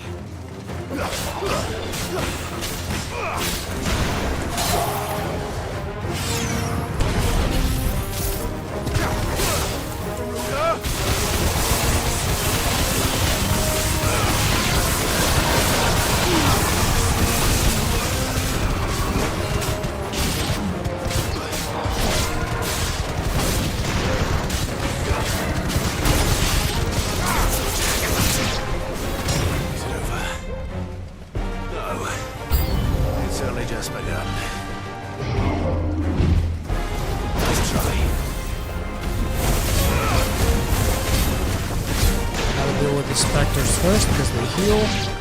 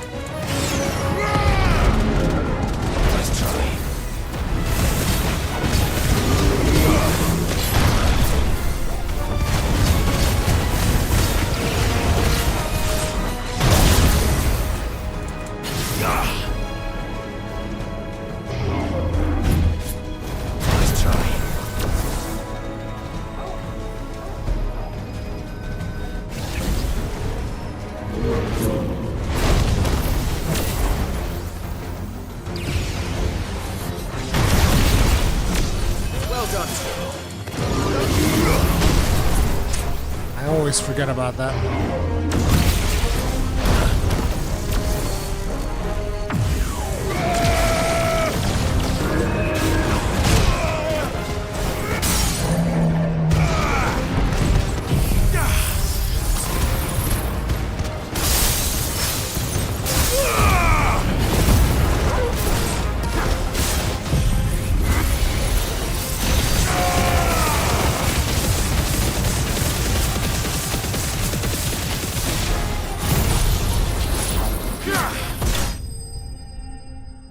That was 122k and I wasn't even done. We weren't even done.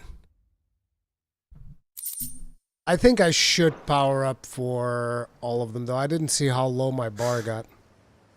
That looks to be the last of them. I wonder how the others fared. Better hurry back to town. Come on, Toggle. Come on, Toggle.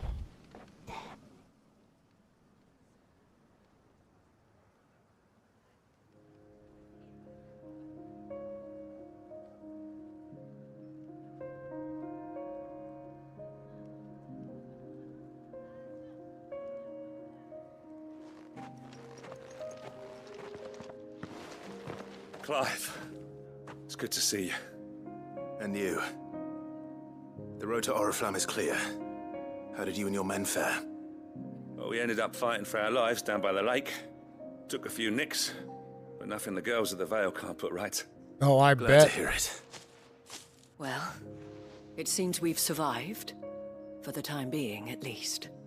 I thank you both for answering the call. You were right.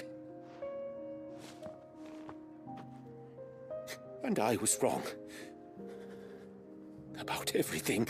Yes, you were. I had thought that the only way to unite the people was under the banner of Empire.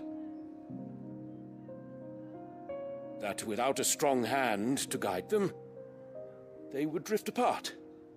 To be borne hither and yon by the eddying currents of fate. But you brought them together. Not by force,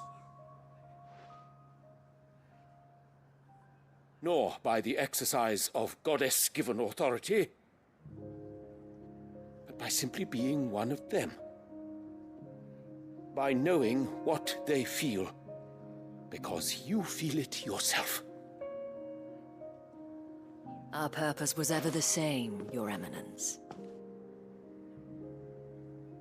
You were merely distracted by a loftier vision of empire and glory, while our eyes beheld matters closer to home.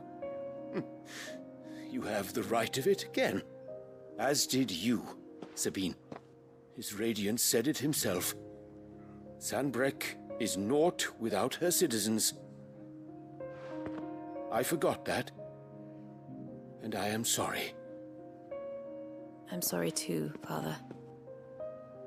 I should never have taken things so far. I only wanted you to understand how the people felt. How I felt. But my anger got the better of me. Do not blame yourself, my dear. This was my doing. I should have listened to you. to all of you. Your Eminence, your ladyship, I do not doubt that you came here with the best of intentions, but I believe the same could be said of us all. We all want safety, security, prosperity, not just for Northreach, but for the entire realm. And we may yet achieve it. If only we work together. Will you join us in this? Yes. We shall. Thank you, Your Eminence. Now that that is settled, I must go and see to the wounded. The Vale's doors are always open to any soldier in need of relief. And today there are more than ever before.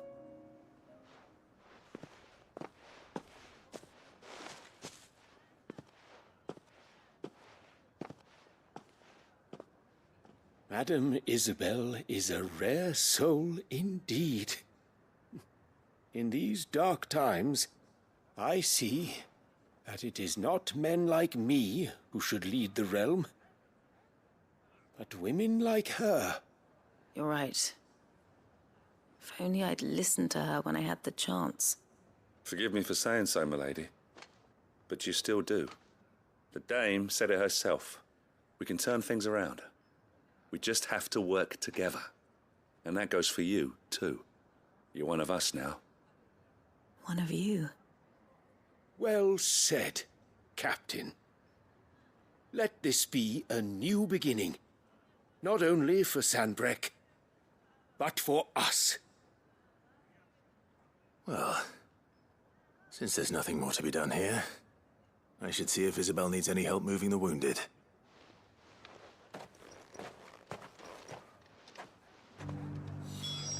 Can we get you anything?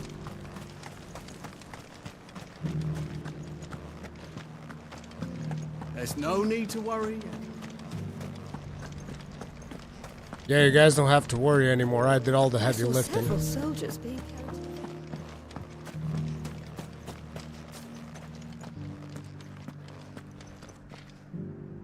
How goes the treatment of the wounded? I'd be happy to man one end of a stretcher if it would help. You've helped quite enough for one day, Clive. Thank you. Don't mention it. Oh, but I must. After all you've done for this town, it is the very least you deserve. Tell me, if Northreach had fallen, what would you have done? A woman of your means could find a home anywhere in the realm, but I sense you would rather have died here. It's a long story. For you, madame, I have all the time in the world.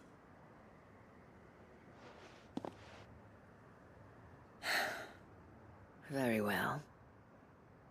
Long ago, I had a life in the Crystalline Dominion. I was Carla then, courtesan to the nobility. So sought after was I that it was only they who could afford my time.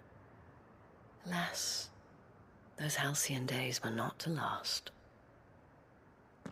For naive as I was, I fell in love with a bearer.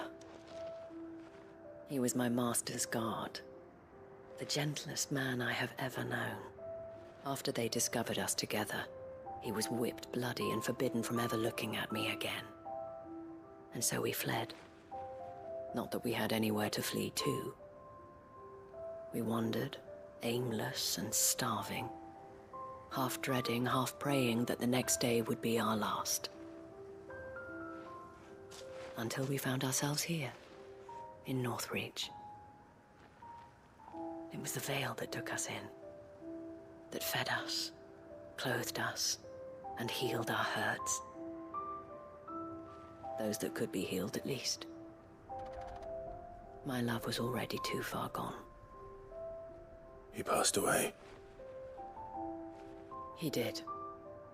Not long after we arrived. But at least we were able to share a few moments of peace before the end. It was the greatest gift I have ever received. But the generosity of this town and her people did not end there. The men and women of the Vale supported me through my grief. Shared in it, though I was still a stranger to them. They treated me like a sister. And so I swore that I would always do the same. That I would return the kindness that Northreach showed me. That I would repay my debt to the Veil.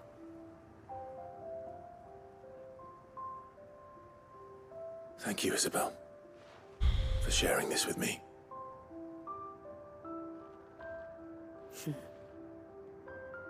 You're a lot like him, you know. Perhaps that is why I have such a soft spot for you. Never stop fighting, Clive. And I shan't either. I know that it will not be easy to keep Northreach together. But our efforts will be rewarded. Just look at us now. The people, the soldiers, even the Duke of Oriflamme and his daughter. All united in defense of this town that we have come to call our home. And what of you? Can we count on your support too? Always. Boom. And now we get a symbol for the Dame. 47.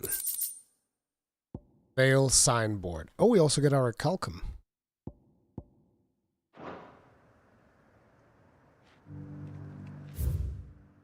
Oh, there's also new items in the store that I forgot to pick up.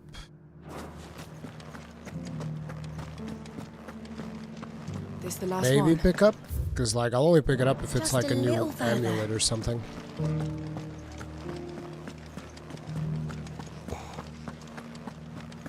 Will you lend me a hand?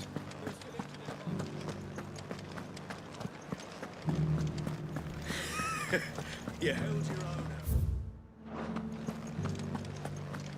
You should have seen the man. Spin, parry.